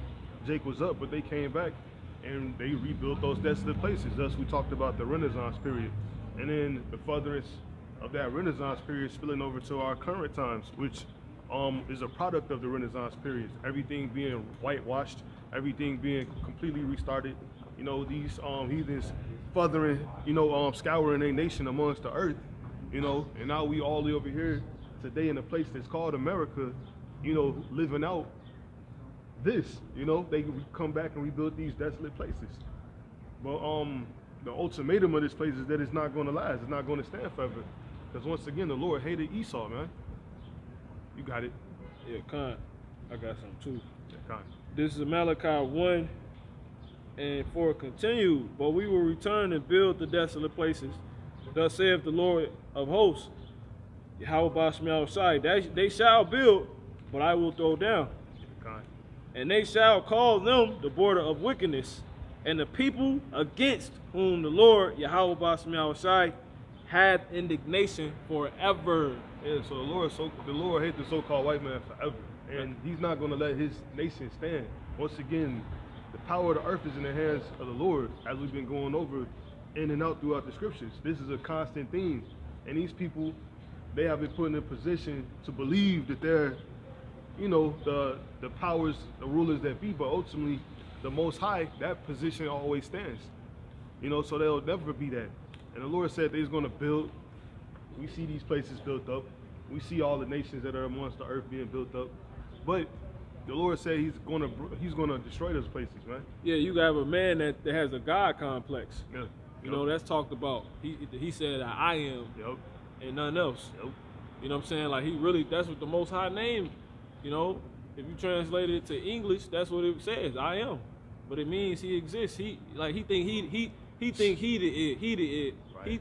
The so-called white man thinks he's the I am. The I am that I am. He thinks he is the he is. No. You know? Because the Most High's enemy, and the scriptures say that the so-called white man puffed all his enemies. So he really think like he like I'm it. You know? After me, there is no.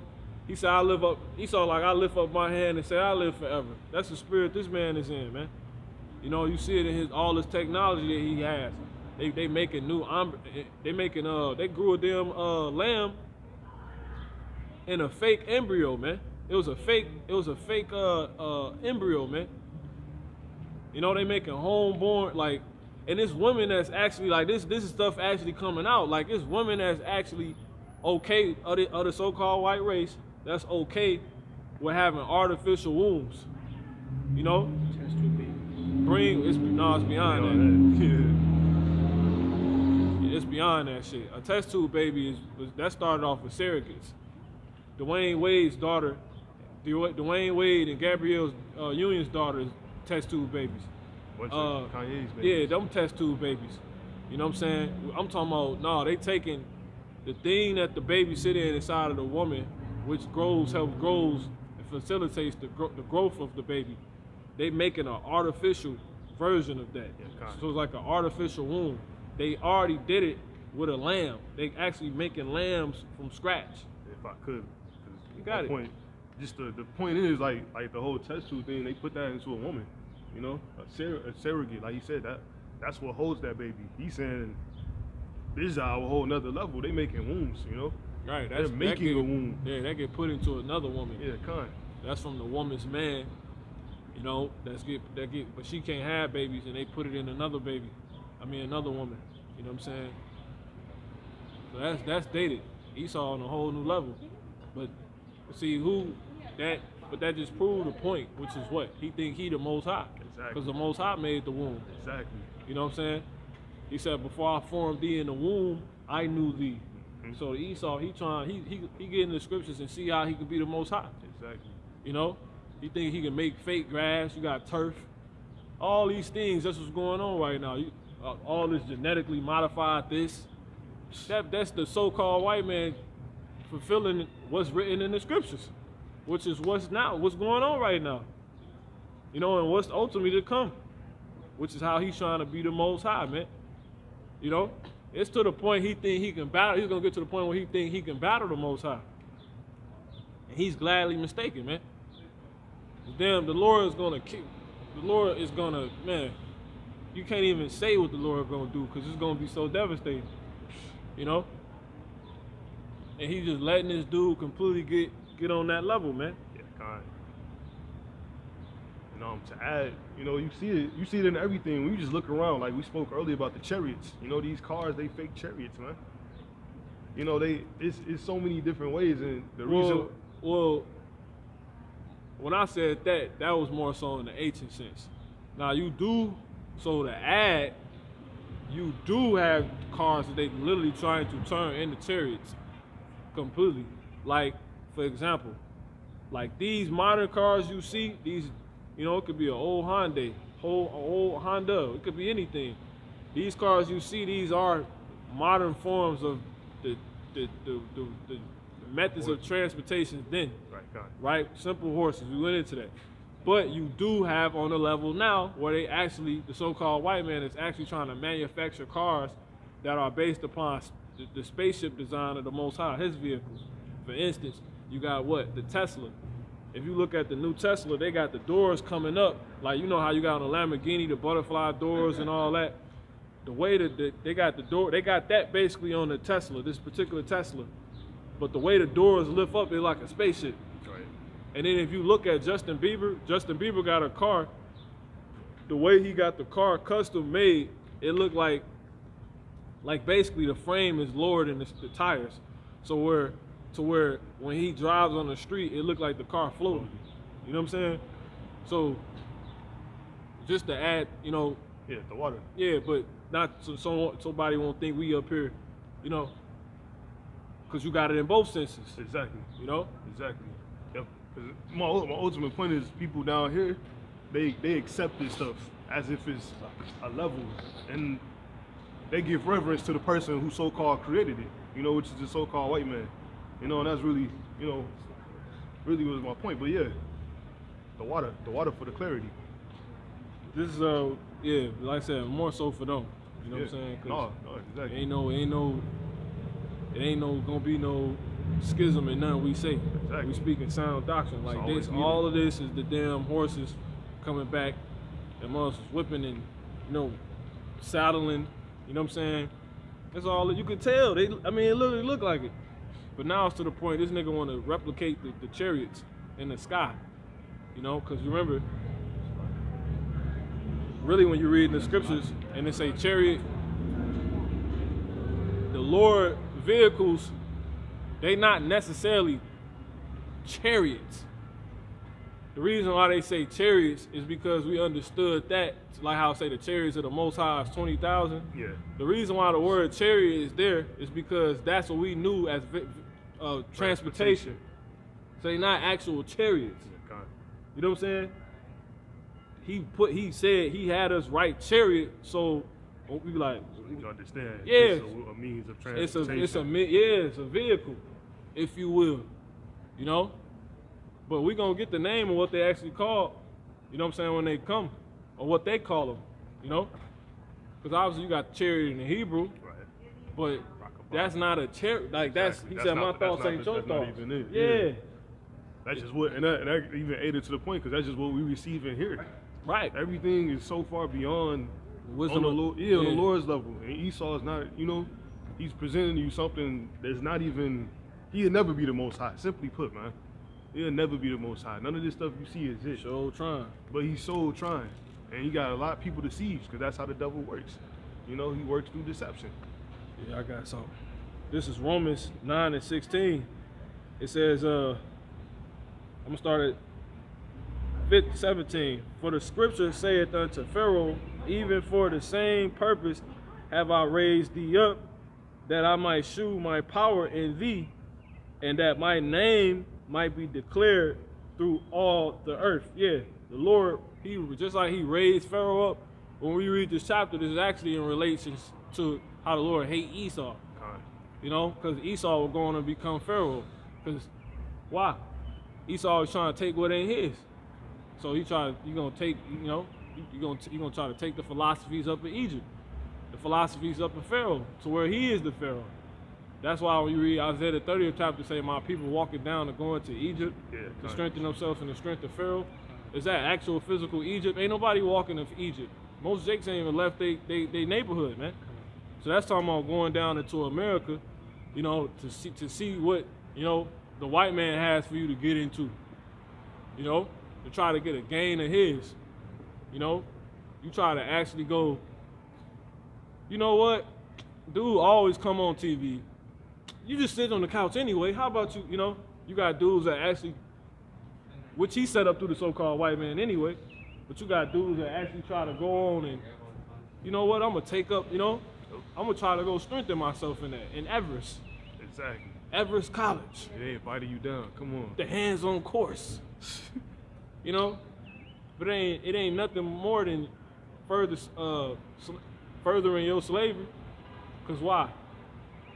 It say everyone that is the servant is lender unto the borrower. Nope. You know, Nope. You probably got to get a loan to pay for that, man. Every time you get a loan, you're furthering your slavery. You know, Period. Taxes and debts. That's what make you enslaved, man. That's how the Lord said it, man. You know? Yeah, kind. And guess what? That's what was going on in Rome. So how's it going on now? Because Rome back. You got it. Yeah, kind. And to the point, you know, that's how you a slave when you owe what, taxes and debt. And that's something we read earlier. You know, then are the children free? You know, because we still owing taxes, we owing debts on loans that we actually taking. At this point, trying to be part, you know, of this system. At one point we were subject, and we still are subject, but at this point we got people completely buying in, you know, which is the other end of the spectrum. We have these people that's completely bought in to the system of this world. And that's why the Lord hate these people, man. This is... Well, he hates y'all. He hate them more than that shit. Yeah, man. Yeah, you know what I'm saying? But he hates y'all. Man. He hates y'all for so much stuff. You know? Before he made you, he hated you. He hated you. Before you even did anything, he hated you. Yeah, he created you to hate you, man. You know? You read Romans the 9th chapter to tell you that.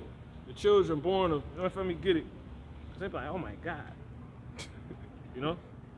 This is Romans 9. Okay?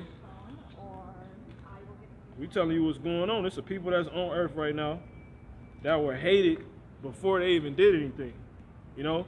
But they will go on and manifest why. Exactly. You know? I mean, look at them. This Romans 9 and 9. For this is the word of the promise, at this time will I come and Sarah shall have a son. And not only this, but when Rebekah also had conceived by one, even by our father Isaac, for the children being not yet born, neither having done any good or evil, that the purpose of the Most High, Yahweh Ba'ashem Yahushai, or Yahweh, according to election, might stand. It says, not of works. See, we read it again. For the children being not yet born. This is talking about the children of Isaac and Rebekah, which were Esau and Jacob. They weren't born yet, right? They weren't born yet, right? Neither having done any good or evil, that the purpose of the Most High, according to election, might stand, not of works, but of him that calleth. So whatever he purposed up, before I formed thee in the belly, I knew thee. Exactly. So he already had two spirits predestinated to play out a certain side of the balance. So it didn't matter and manifest some feeling that he would have towards them based upon whatever work he predestinated them to. You know? So it didn't matter what they were going to do. Now Esau, if everybody that know or don't, everybody should know, but Esau went on to be chosen to be the wicked. Yep. And Esau is who? The so-called white man. So before they was even born, the Lord hated them, man, because they was created to be hated. And everything they do, it shows why the Most High hate them completely. Completely. You know? And it's just the facts. You know? This is Romans 9 and 12. It was said unto her, the elder shall serve the younger, as it is written, Jacob have I loved, but Esau have I hated. Meaning what? Esau was chosen to be the wicked, and Jacob was chosen to be the, you know, which is what he hate. You know? And Jacob was chosen to be the good, which is what he loved. What shall we say then? And remember, that was chosen for them before they was even born and did anything, man. And once again, these people is the progenitors of the so-called black people and the so-called white people, right? And include you so-called Latinos and Native American Indians, being a part of the so-called black people, who is Jacob, by the way, and Esau being these so-called white people. But it says, what shall we say then? Is there unrighteousness with the Most High? God forbid. For he said to Moses, I will have mercy on whom I will have mercy, and I will have compassion on whom I will have compassion. So then it is not of him that willeth, right? Whoo! Ain't no free will. Exactly. It's not of him that willeth. You can't even change it. You can want to, but Exactly. it don't matter. Exactly. It says, nor of him that runneth, but of the Most High that sheweth mercy. So yeah, they was before they came out the womb, they was hated, man. Now to go back and say what we was just getting into is the debt thing. This is how you know you're in slavery, man. Yeah. He was picked to be the one to try to play the Most High and be the reason why the Most High gotta come back. You know what I'm saying? He was picked to be the one that will go so far in man's sight that people start to think he the Most High. And he know, the Lord even allowed him to see the stuff he doing to be like, yo, I gotta be the Most High. Look at what I'm doing. Exactly. Esau probably be tweaking himself out like, damn, this gonna really good. I might actually, you know, when you do something good, you be like, damn, that's me. Yeah. That's some heavy stuff. Esau, you know. Yeah, you gotta think they sit at the top of the world. They looking down at everything. You know, they able to live inside the high rises, the skyscrapers. They make the skyscrapers. You know, they make the jet planes. You know, they make all of the nuclear technology that the world fears. You know, so it's so they believe, you know, because the Lord, you know, He created the artificer. You a creation of the Creator, you know. Yeah, the waste to destroy. Yeah, He created the waste to destroy. So it always comes back, man. Yeah, I got that too real quick because I go into the point. Yeah, kind. It's Isaiah 54:16, and it reads, it says, "Behold, I have created the smith that bloweth the coals in the fire, and that bringeth forth an instrument for his work. For I have created the waster to destroy." Yeah. So if He created the waster to destroy, that means what? This the Lord's destruction that's coming, man. Exactly. You know, World War III brewing that's the Lord's work. That's of His will. Once again, giving Him a reason to come back. And so He the Most High. You got all these videos you can watch on how everything will just be decimated and people will burn up immediately. But then that's when the Most High step in, like, says who? Exactly. You know what I'm saying? Exactly. What about them? Kind. And that's how we gonna get praise and fame. And you see, these people should already know that because you got the three holy children, man. Okay? Kind. Yeah, kind. You got the three holy children, man. All right, they weren't burnt up. Our ancestors weren't burnt up. We ain't subjected to that, man. They tried to throw, and then that show you right there. That's what Esau really trying to do with these nukes. He trying to get us burnt up.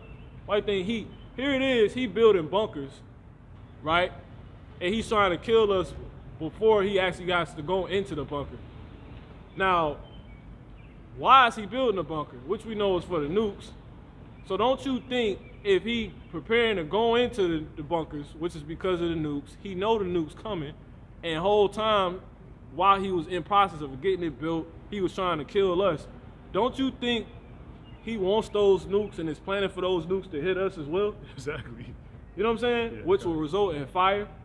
And that goes back into what? The thing that has been, they tried to cast us into the fire. Exactly. The holy children. You could, but it ain't work, devil. It didn't work, exactly. And you gonna make your nukes, what they keep on upgrading them, you know, because he said that furnace 7 times higher, you know. Yep. So they making these weapons more complete, if you will, you know, for further destruction. But at the end of the day, it's once for again, their own destruction. Yeah, it's for your own destruction. It's your own fault. You setting up a trap and you gonna fall right into it.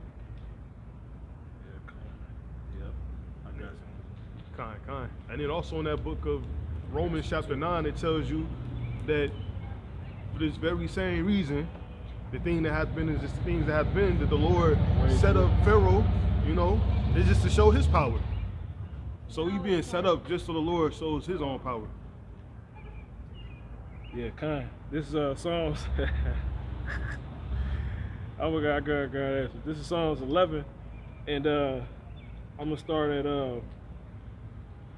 5. The Lord tried the righteous, but the wicked and him that loveth violence, his soul hated. Which is Esau. Yeah, kind. And the reason for why he hates Esau, which is these so-called white people, because they making nukes. Exactly. You know, I'm watching earlier, they talking about, Russia talking about how they just conquered the Mariupol, one of the Mariupol bases, and they just showing you them just rolling through, blowing up everything. Y'all just some destructive ass people, man. Exactly. You the damn devil, man. You the waster that was created to destroy. We can't, here it is. We could just all, can't we all just get along, like Jake said? Like that's the scripture. I am for peace, but they are for war. You know? Yeah. I am for peace, but they are for war. Man. This is what he'd rather be using the earth to do, build tanks. Right, all the power in the earth, but yet your major promotion is war. Yeah, your thought process is to be blowing stuff up and act like you gotta conquer people and I gotta be on a video game. Y'all some weirdos, man. Yeah, that's why y'all gonna be destroyed, man. And And you in the process of seeing it right now. You got it? No, and I thought about that earlier, and I thought, like, if you got all the power and all the control of the earth, and your best bid is to trick people into being slaves, you know, like you just showing yourself you're not really powerful, man. You gotta actually trick people into being slaves. It's a way people became slaves in the ancient time. People would like do something that's against the law, and they would have to serve a certain purpose, you know. But we at the point now going to what we was talking about with depth and owning people and us being slaves is the fact that we have to, y'all kingdom is so weak, y'all have to trick people into being slaves, man. Yeah, that's the spirit. Cause I got something going into that. I was holding this earlier. This is Habakkuk 2, and I'm gonna start at 6. It says, "Shall not all these take up a parable against him, and a taunting proverb against him, and say, woe to him that increaseth that which is not his? How long? And to him that ladeth himself with thick clay. Shall they not rise up suddenly, that shall bite thee, and awake, that shall vex thee, and thou shalt be for booties unto them? Because thou hast spoiled many nations, all the remnant of the people shall spoil thee, Yeah, kind. because of men's blood, and for the violence of the land, of the city, and of all that dwell therein." See? "Woe to him that coveteth an evil covetous to his house, that he may set his nest on high, that he may be delivered from the power of evil." So that just go into everything you just said and everything we talking about, because he tricked people into the American dream, and it's so spiritual. This is what we're supposed to title this. I forgot. The American dream was a facade. The American dream proves that you people gotta wake up. You know? The American dream proves that this ain't reality, man. Yeah, kind. You know? Because you dream when you sleep. And and if that's the case, no matter how the dream is perceived, Gotta come out of which it. you would have to be sleep to, you know, be dealing with, right? You gotta come out of it. You have to, it's inevitable. So them telling you the American dream is a thing and is something that you actually believed and pursued in, you went to sleep. But at some point, you gotta wake back up to whatever the reality truly is for you. Yeah, kind. You know what I'm saying? Yeah. So he tricked all these people, man. You know what I'm saying? Making them think being a slave is cool. You know? Which is really, Shalom, which is really due to what? Through that debt that he procured to himself. Kind. You know? You got something? Yeah, I got the word dream pulled up here. You got it? Yeah, so the word dream in the Google search, it says a series of thoughts, images, and sensations occurring in a person's mind during sleep. You know, so it's like a combination of everything we've been talking all day, like the fact that they have the control of the page, the fact that they got the whiteout for that page, the fact that they had to whitewash all of this for this very dream to even, you know, come to be what, like, which is beautifully said, a facade, man. This facade of a dream, man, because you in it, and you got to wake up out of it. Yeah, the dream is a facade. Exactly, and it's promoted through images, thoughts, and sensations, and it's all occurring. Especially if it's really During a dream, sleep. if a dream is a facade, if it isn't in line with truth, Right, or reality. Yeah, kind. You can outright be lied to in a dream. And that's all this one is. It consists of nothing but lies. But this is what? The American dream. You know? That shit hit me. I was getting up. I'm like, yo, this shit crazy. You know? The American dream. Jake named himself that. The American dream. You know, man. And that's completely it. But you got it. Khan. It's Sirach 34 and verse 7. For dreams have deceived many. Yep. They have failed that. So like they have failed that put their trust in them. Why? Because they not real, man. Exactly. You know, you hoping it. It's like I ain't gonna lie, you do have those dreams that you really want to be a reality. So imagine if you actually tried to like wake up and you just kept your eyes closed, like, nah, I'm trying to, you know, you gonna fail at everything, man. And that's the equivalent. Doing that is the equivalent of what you people doing with trying to like hope this place bounce back, trying to actually go get a jab you don't need. Why would you do that? Well, in a dream, you had to get the joint and you could be rich. Yeah. But in reality, you can't do that because it might make you sick. You might fail. You might die. You might have a heart attack. You might get the monkeypox, which is a new thing breaking up. You know? They say that's the new thing. Exactly. That's probably from that, you know? So like if I can, just to add to your point, they basically did like a parody on that, if you will, in another movie. Like it wasn't like the movie wasn't based off of that, but they had like involved that in the movie basically as a way to try to trick mugs to basically what's the word, to basically get like a set of people, you know what I'm saying, out from like hiding, if you will, which was the movie is called American Ultra,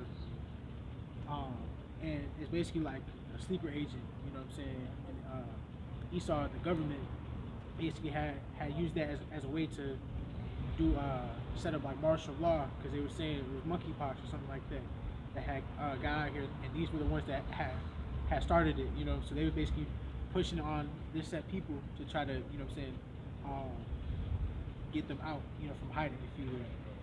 So yeah, the very fact is that's just the reality of it. That's our reality. What's that movie called? What? American Ultra. Ultra? Ultra. Ultra. Yeah, called Ultra. American Ultra. That's the reality of America. That's the American dream. It's not real. It's a facade.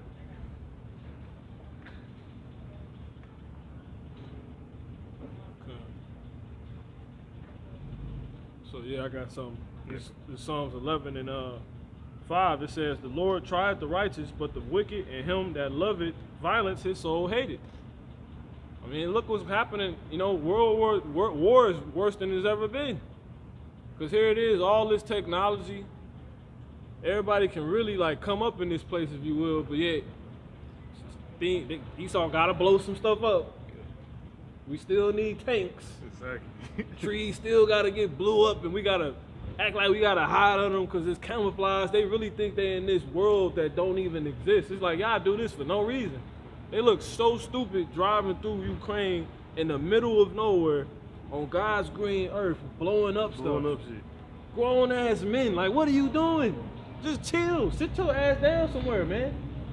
What the fuck is wrong with them? Exactly. They go back to Habakkuk 2 and 5.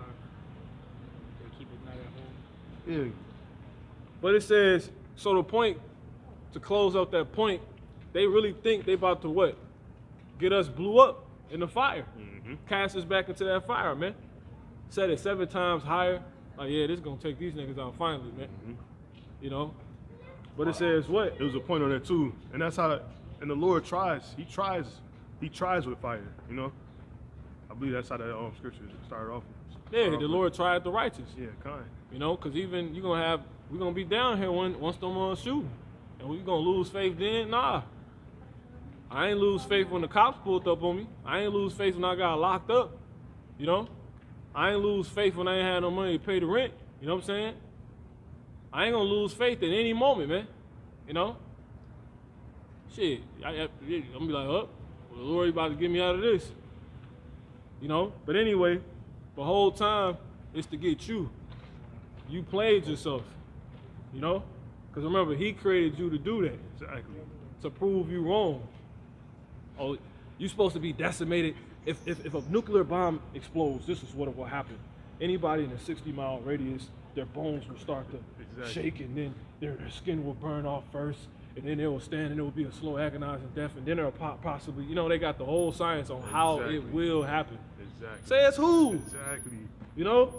But it says, man, upon the wicked he shall rain snares, fire and brimstone, right? Because you're supposed to escape if you get the bunker. You're supposed to survive.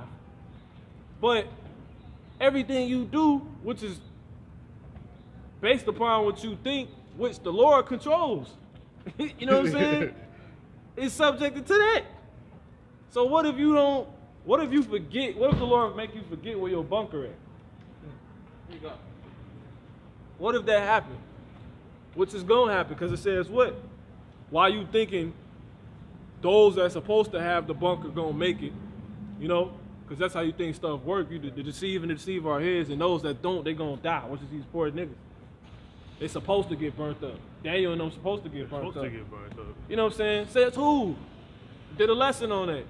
Our Lord is not, he's not bound by science. He's not bound to science, so-called science, something like that. Yeah, science falsely so-called, man. That's what it was. Our power, the Most High is a power that defies science, man. So-called science, right? He's the Most High. He defies science. You know, he does defy science, because you're not supposed to be able to run at a certain speed, but Jake do it. So how much more the Most High? You know. But anyway, all those that get the bunker supposed to survive, and those that don't get it supposed to die.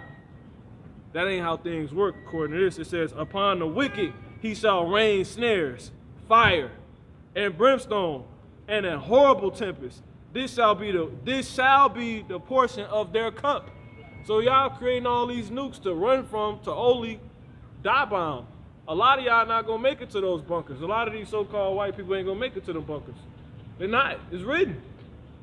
Because if they're the ones with the bunkers, but this is saying the wicked is upon who the Lord gonna rain, right? The fire, the brimstone, the hell. How would that be fulfilled? How? The only ones that's gonna make it in those bunkers is those elites. You got low-level Edomites in America that got money, if you will, but it ain't really nothing. Right. That got bunkers too. Kim Kardashian got a bunker. You think she gonna make it?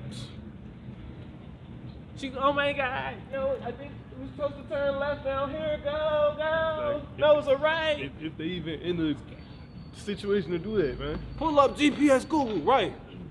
You probably don't even have your phone that day, exactly. You probably don't even make it that far. I think these people have stuff, but they're not even around for it. You know? You still talking that? We talking about the Most High. Fuck up the EMPs and all that shit. That shit sound cool now. We ain't worrying about all that shit. We worrying about the Most High. Lord ain't worried about no goddamn EMP. You know what I'm saying? That's why I says in Job, he said, man, let me grab that real quick. This is Job, and then that'll be it for me. This is Job. You know, I ain't really speaking, but this is Job.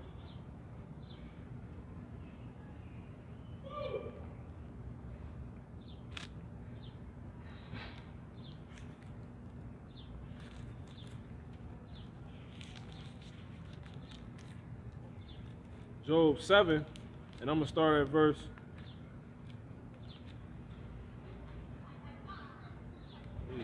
8.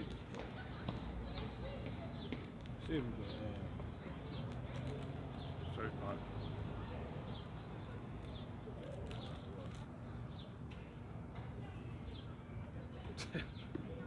This is Job 7 and 17. It says, what is man? See? Yeah. Let me start at 16. I loathe it. I will not live always. Let me alone, for my days are vanity. Everything with man is vanity, man. When it comes to, you know, what the reality. You know what I'm saying? Like, the reality is the Most High, man, and how things actually work. And when you know how things actually, how all these things actually work, everything become irrelevant, man. You're not subjected to none of this crap no more, man. You know? That's for these people that think on that frame, man, on that wavelength. Now it occurs, we down here operating amongst it. It's happening to us. We get through it. But ultimately, we're not subject to it. We subject to the Most High. Exactly. Like how we say we subject unto the powers that be. but all the powers that be are of the Most High. The Most High, kind. You know what I'm saying? So really, it's Him. So to work could really be concerned with anything. Your concern should start and end with the Most High. Really. Got something real quick. Let me finish this. Yeah, got it. This is verse 17. It says, What is man that thou shouldest magnify him, and that thou shouldest set thine heart upon him? Exactly. What is man that thou should consider as him? Job realized that man ain't shit. The Most High don't consider man. Exactly. You know? So the Lord ain't worried about all that, man. That's just the measure He gonna use for pretty much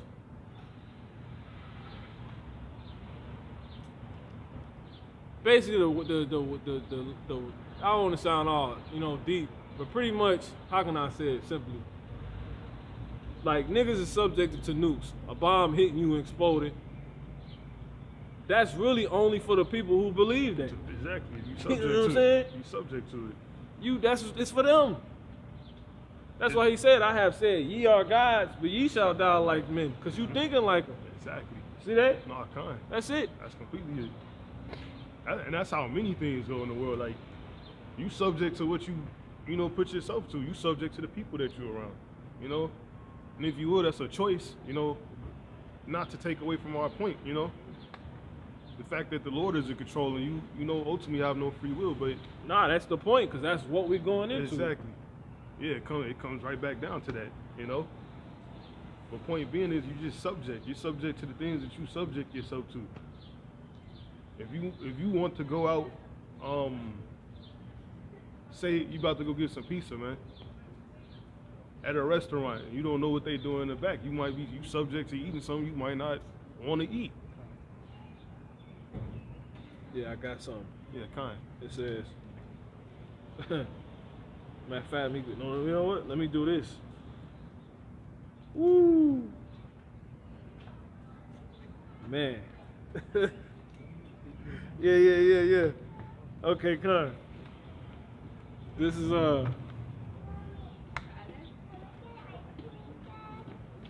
in the book of Matthew, right? 9:29. The man that was used to create everything, right? It says, he said what? Let me get my damn page flipped. This is crazy.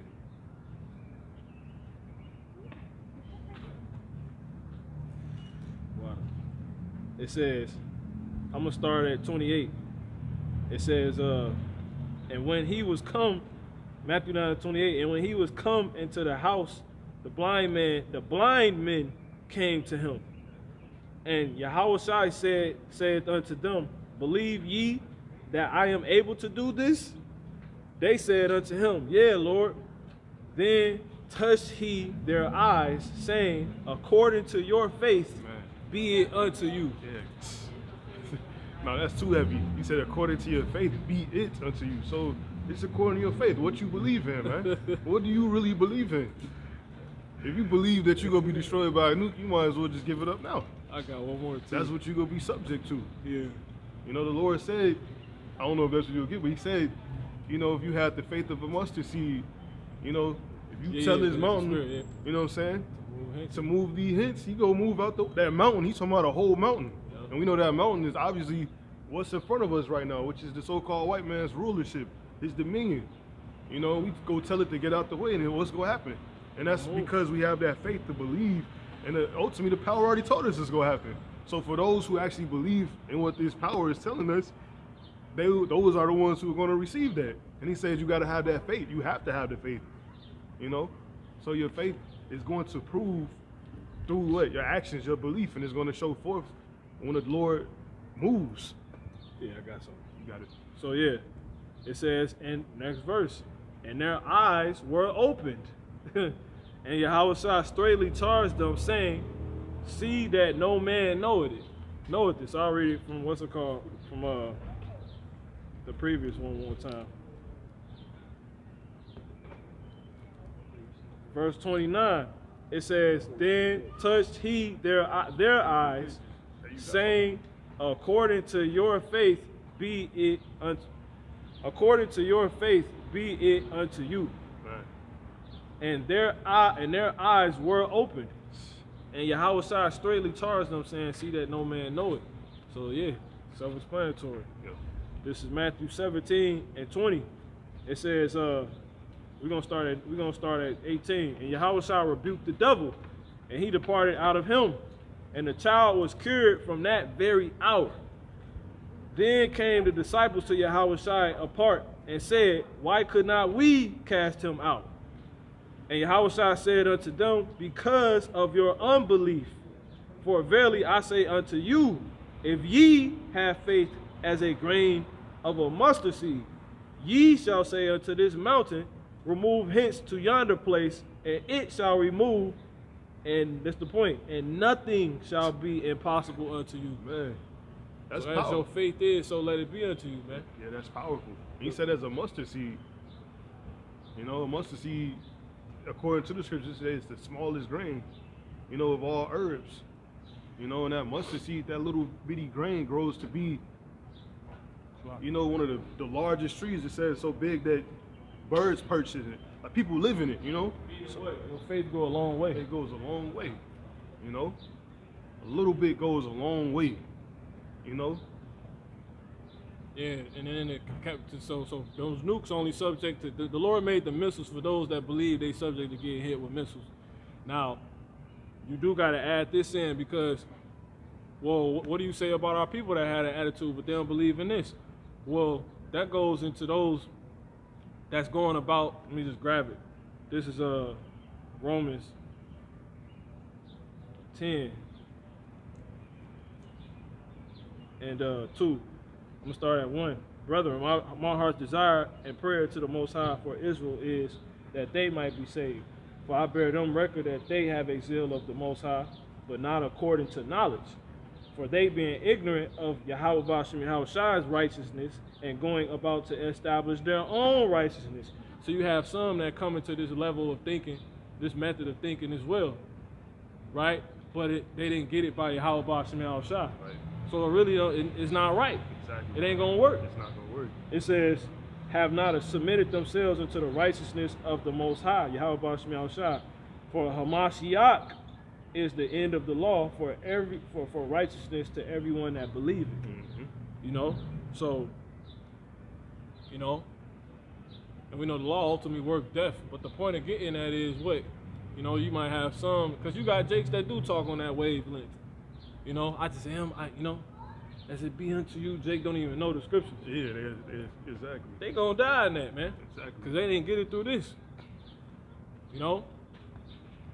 So the nukes was only made for those that believe they subject to getting hit by them that don't know Yahweh Bashem Yahweh. You know? Nope. Those that know Yahweh Bashem Yahweh don't believe that because you know everything start with Yahweh and it ends with Yahweh Bashem Yahweh. We straight, man. Okay.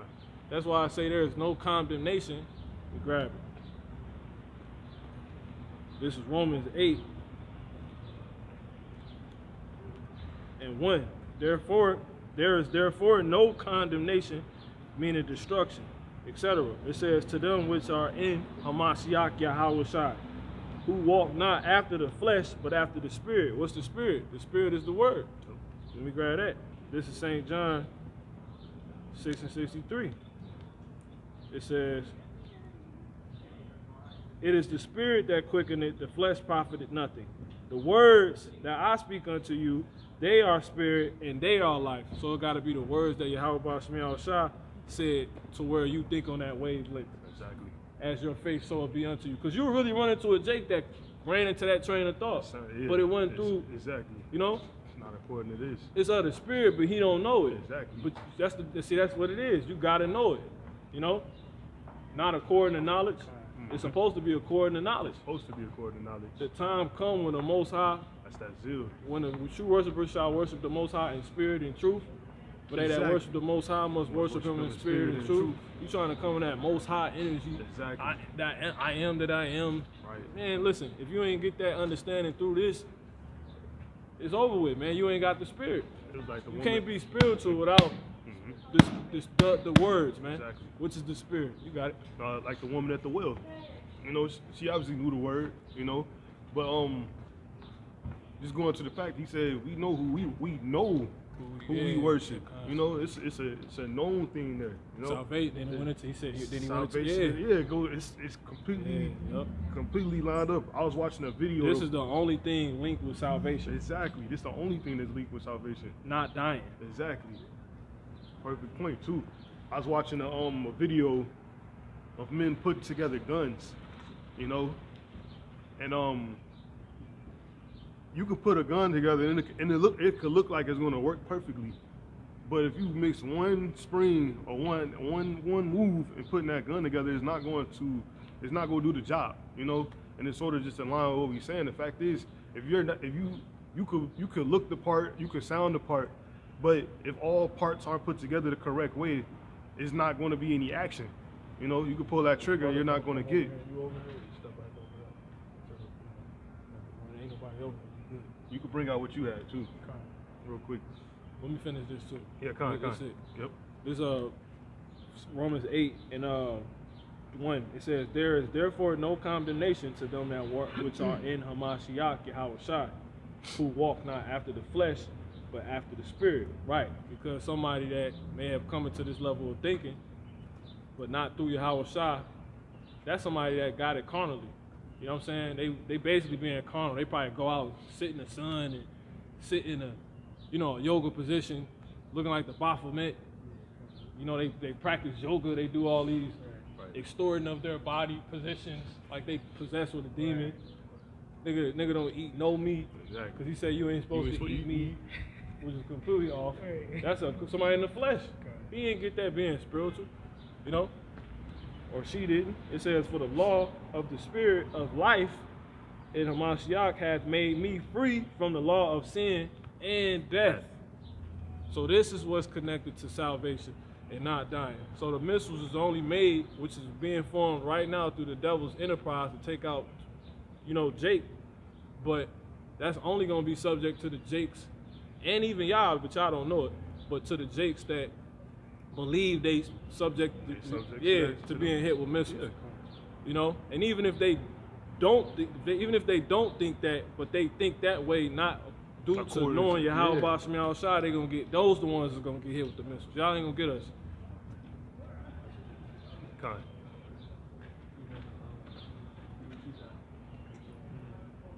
Okay. Yeah, you can bring. Yes. This is Proverbs 16 verse 7. It says, when a man's ways please the Lord Yahweh, Basham Yahushua, he maketh even his enemies to be at peace with him. Yeah, and those enemies that's gonna be at peace with you. Again, as you said, them nukes, man. The nukes are to destroy your people. But the Lord can make those things be at peace with you. And if you want to speak on it, you can real quick. Just adding to the point, that said, if your ways please the Lord, in the sense of your faith up where it needs to be at, you're not believing that you're gonna be hit with those nukes. You know what I'm saying? The Lord gonna make that manifest. You know what I'm saying? If your faith is there, you know what I'm saying? If you in the spirit, you know what I'm saying? In spirit and truth, you know what I'm saying? So what is it? Obadiah 1:8.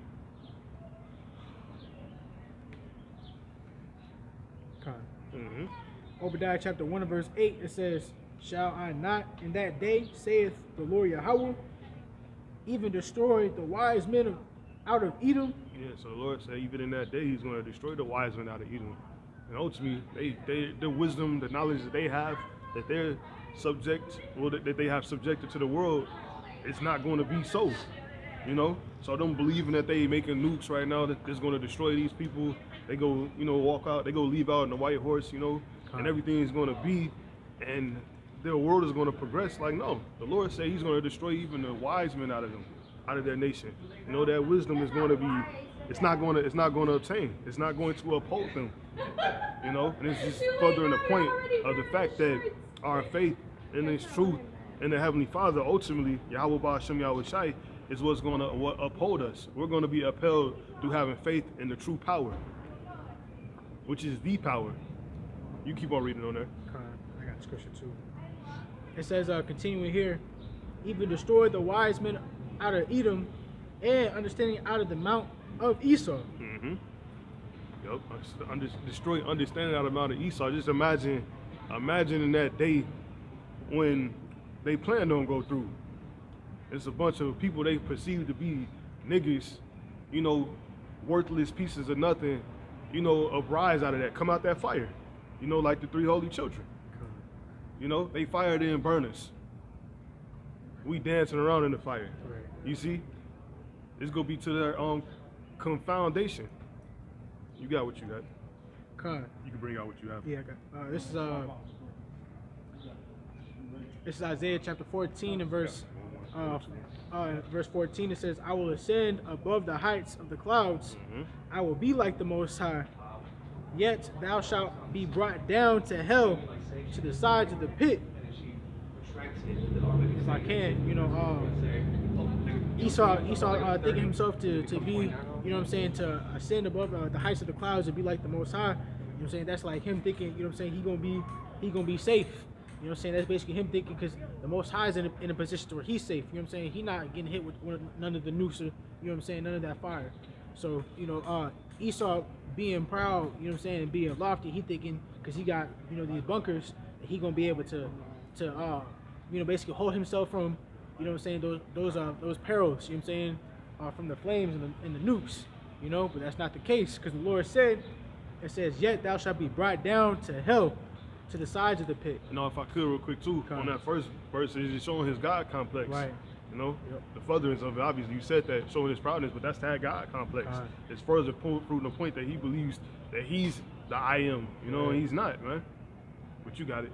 I got like 2 more scriptures. I'm gonna hand it over to you, brother, to work. And see, the Lord said, you know, to the sides of the pit, you know, that's like to the brother's point that he said before, you know what I'm saying, you dig that pit, but you're going to be the one to fall into it.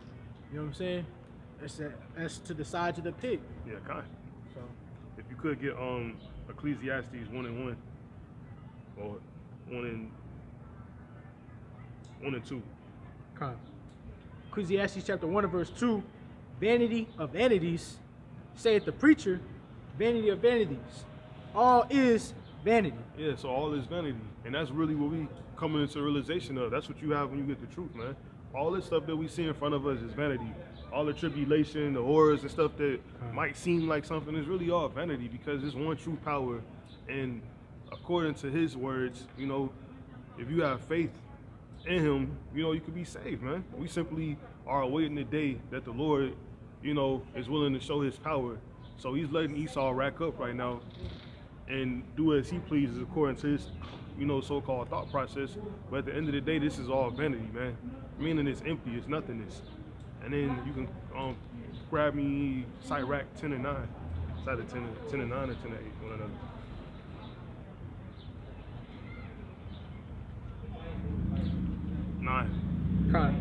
Sirach chapter 10 and verse 9, it says, "Why is earth and ashes proud?" Yeah, why is earth and ashes proud? You know, these people, they was built the same way everybody else was, man. They was made out of the ground. They was made of the Most High, but they wasn't his selected, you know, pot, if you will, you know. And there's also talking to you on wicked jakes out there too. Why is earth and ashes proud? We are vanity, man. We are vanity until the Lord changes us and give us, you know, reality. You know, so why is earth and ashes proud? That's a question to consider. You can finish it. It says, "There is not a more wicked thing than a covetous man. For such and one setteth his own soul to sale, because while he liveth, he casteth away his bowels." Yeah, and I was meaning to get that earlier, but, you know, simple point being, man, you know, we can't sell out into this world. We, you know, got to stay into what reality is at all point. You know, we come here and we have to continue this. It's not 1 minute here, we here, not 1 minute we out. You know, it's you can't serve 2 masters. You can't have.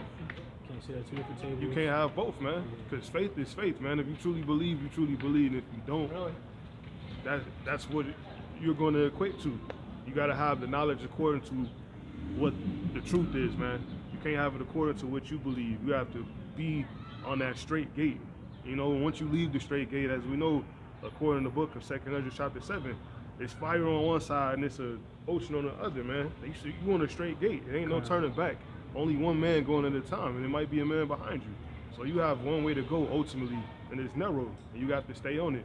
The moment that you leave that, you know, ultimately, you fell. You know? So I got it. It's on you, brother. Come. So brother. If you give me give me let's get Psalms 145, where it talks about the everlasting kingdom. Everlasting, Psalms 145. Like everything the brothers were saying, man, you know, about this place being vanity, about you not serving two masters at the same time. You know, we understand that this place is coming to an end, and it's very, very close, you know. In Second Ezra, the 9th chapter, it talks about the end being manifest, and you know, like everything has a beginning and an end, you know. But something that's not gonna end, something that we're gonna be coming into, not like this place, is an eternal kingdom, you know, a kingdom that's gonna last forever, something that's not vanity. Going back to the Ecclesiastes, the first chapter and the first verse that the brother Mahar brought out, you know. Vanity going into corrupt and vain and a mist, you know, something that's able to perish, or something that's not going to perish, that we're fastly approaching, is the kingdom of heaven. You got that, brother? Yep. This is Psalms 145 and verse 13. It says, "Thy kingdom is an everlasting kingdom." Now, everlasting means forever.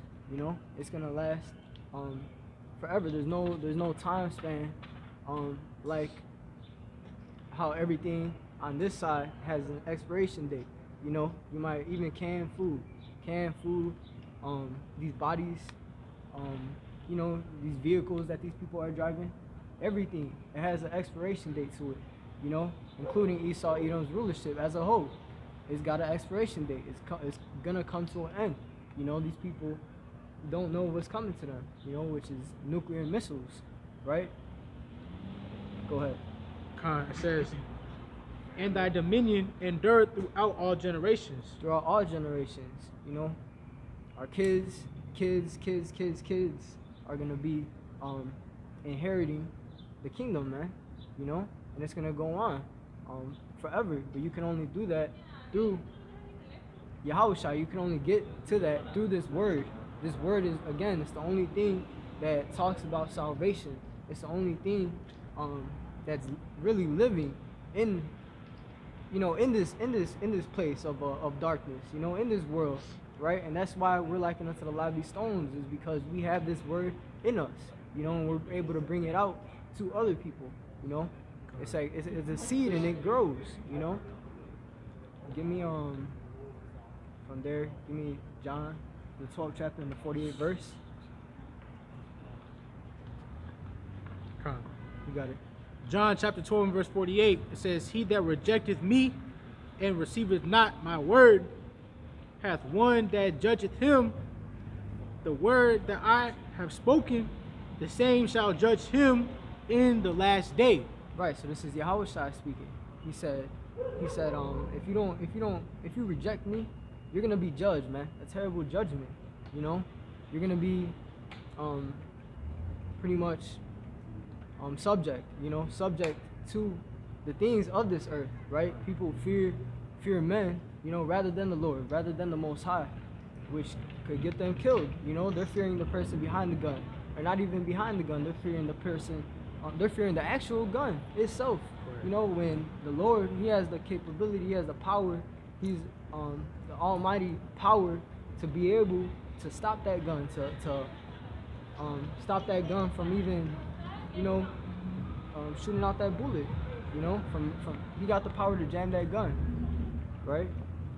And yeah, if you don't have the Most High, and if you don't have His Son, you're subject to all the things that are coming to this place, being famine, being you know, Esau Edom, his devices, being Satan's devices. You had something, brother? Yeah, that's just to add to that, pestilence. Yeah, the monkeypox that are coming, you know, that are here, you know, right? All that disease. If I can't add, the elder brother, he had made a point in you know, a lesson that he had did. You know, just the other day, you know, pertaining to you know, these women can be a pestilence onto you. You know what I'm saying? Just the people that you around. You know what I'm saying? You don't know where they at all times, so they they can be subject to the pestilence and bring that upon you. You know what I'm saying? If you're not careful. But I had a quick scripture just to add to the point. This is Matthew chapter 10 and verse 28. It says, "And fear not them which kill the body, but are not able to kill the soul, but rather fear him which is able to destroy both soul and body in hell." You got it? Con, yeah, if you want to, You got it. Con, yeah, just add to the brother's point. You know what I'm saying? You being scared of a man and that gun. You know what I'm saying? Rather than the one who's controlling that man. You know what I'm saying? That man and the gun. You know what I'm saying? Ultimately, if you will, because the Lord, you know what I'm saying? Man, deviseth his way, but the Lord directed the steps. You know what I'm saying? So, ultimately, you shouldn't be scared of the man and the gun. You should be scared of the Most High. You know what I'm saying? Because he's the one that's really controlling everything. You know what I'm saying? Yeah, that's right, You know, scriptures tell you to fear the Most High rather than men. You know, you ought to fear the Most High rather than men. And you know, if you're not fearing the Most High, he don't see he really don't have any care for you, really, at the end of the day. You know, because the scriptures tell you that he only loves them that dwelleth with wisdom. You know, and the ultimate wisdom, the perfection of wisdom is fearing the Most High, is the perfect fear of the Most High, right? And when you fear the Most High, he's gonna provide for you. You know, those you know, in these scriptures doing what they gotta do on this side, they're gonna be safe. You know, they're gonna be under the wings of the Heavenly Father, man. You know, all through Yahweh Shai. Give me 1 Peter, the 5th chapter. I believe we can start at the 5th verse.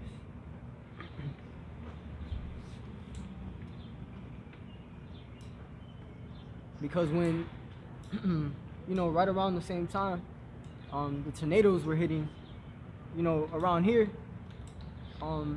you had brothers and sisters that believed in Yahweh Shai dwelling here, you know, and they didn't get touched. You know, I believe we're even going into this last week about, you know, the men of the Lord, you know, the sisters in Yahweh Shai, them not being judged. Now you're chastised, you know, but you're not really. A big judgment hasn't came to anybody dwelling in Yahweh by Hashem Yahweh Shai like that, man. You know, and it won't. You know, as long as you're in the Heavenly Father and in His Son, you're gonna be saved, man. You're gonna be okay. You know, that's why the scriptures tell you. You know, he that calls on Yahweh Shai is gonna be saved in that day, man. But you got it, brother. You gotta know his true name. 6. Is that what you looking for? You can start at 6, yeah. This is 1 Peter chapter 5 and verse 6. Humble yourselves. Now, the scriptures tell you, the Lord tells you to humble yourselves, man. A lot of this place, a lot of people in this place are proud, man. You know, that's why it's gonna be wiped off the face of the earth because of their pride. You got proud Edomites, proud other nations. You got proud Jakes out here, man. You know, and that's why the scriptures tell you before pride cometh destruction. You know, so this place is just bound to happen. This is bound to happen to America, man. It's gonna utterly be destroyed, wasted. Yep, and the smoke's gonna go up forever, man. You can grab that too. No, no. Keep it right here. Yeah, keep it right there. You keep going. This is, says, humble yourselves, therefore, under the mighty hand of the Most High. It says that He may exalt you in due time. And that's that you being safe, you know, dwelling in Yahweh B'Shem Yahweh Shai in that time. You know, when you're dwelling in Him, you're able to be pretty much exalted among these nations. All these other nations, their riches are gonna be vanity in that day. You know, their riches aren't gonna be able to give them food. You know, but you dwelling in this word, you're gonna be, you know, miracles are gonna come to you, man. Miracles are gonna come to you in a way that you wouldn't even have ever thought possible, man. You know, that's the faith.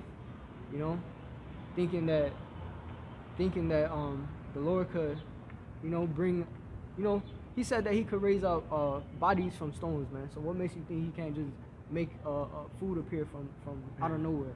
You know, too many miraculous accounts. things like that. Yeah, there's too many accounts in the scriptures, and we always got to go back to these to these accounts. You know, remember on the things of old, man, because that's what's gonna keep us stable, knowing that it's actually possible. You know, I heard the brother before I had got here, the elder brother Shawaya, he had mentioned the 3 holy children. You know, things like that, man. Anything is possible with the Lord. Like Kevin Garnett, how he said, anything is possible. That's the faith of the hopeful elect, man. You got it, bro.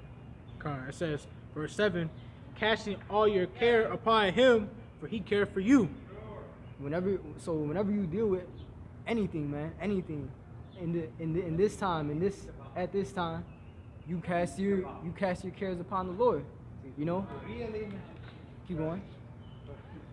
Keep going, brother. It says, verse 8, be sober, be vigilant, because your adversary the devil, as a roaring lion, walketh about, seeking whom he may devour.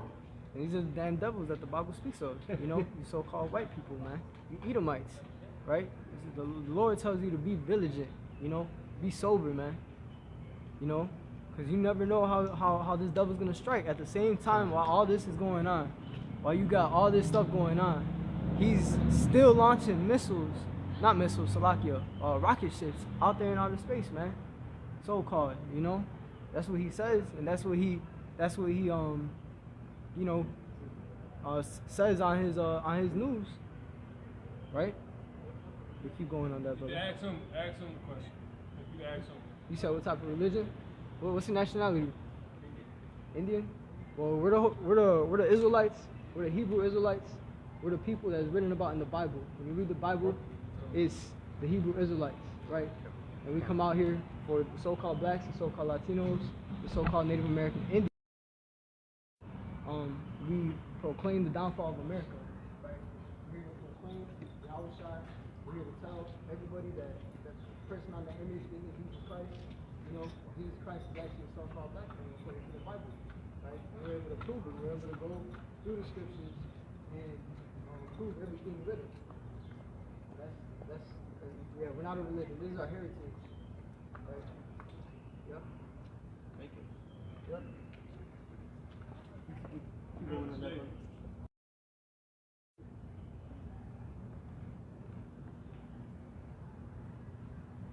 Yeah, it should be a little bit more on the First Peter.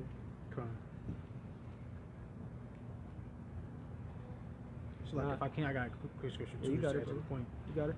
This is Sirach 12 verse 10. Never trust thine enemy, for like as iron rusteth, so is his wickedness. And you know, as the brother was just going on to say, you know what I'm saying, you can't trust this devil because you don't know how he's gonna strike next. You know, I said he makes covenants with people and breaks them. That's what he's known for. We got his track record. We see that's exactly what he's done. You know what I'm saying? With all of our people, you know. So we keep going on that. Give me group 4 and 6. Yeah, because what's coming to the so-called white man is coming to all you other nations as well. You know, being hardcore bondage, hardcore slavery, man, in the Bible. Why? Because you guys sold the Israelites, man, into captivity, right? You guys placed the Israelites into captivity. Every captivity that the Israelites were in were under these heathen, man. You know, and the Lord, he's gonna pay you back for that. You know, he is gonna pay you back for that, because you're really the Lord's enemies, man. You know. You got it, brother. Whenever you got it. This is Baruch chapter 4 and verse 6. I got one more after this, bro. You were sold to the nations, not for your destruction, but because ye moved the Most High to wrath. Yep. You were delivered onto the enemies. You see that? So these nations, these other nations, these heathen nations, are the Lord's enemies according to the Bible, man. And what's coming to you is destruction, you know, in this place of vanity. Now let's close out with 2nd Ezra, the 7th chapter. And I think that's the 43rd verse.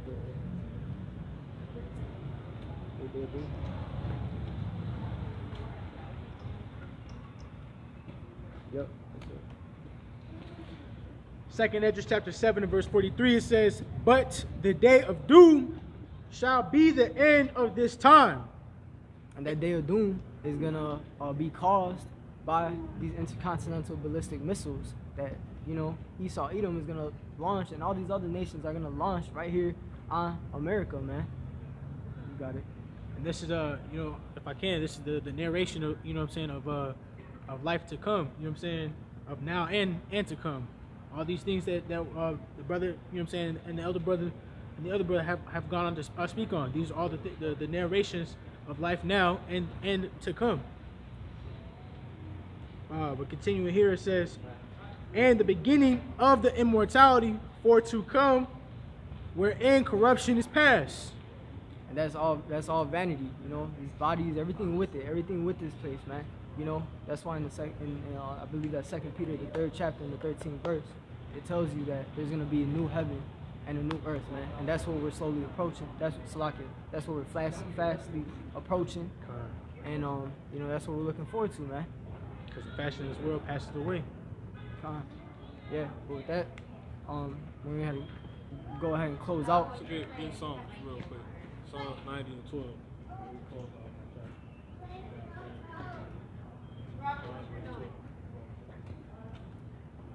So you said 90 and 12? Yeah, 90 and 12. Yeah, go ahead.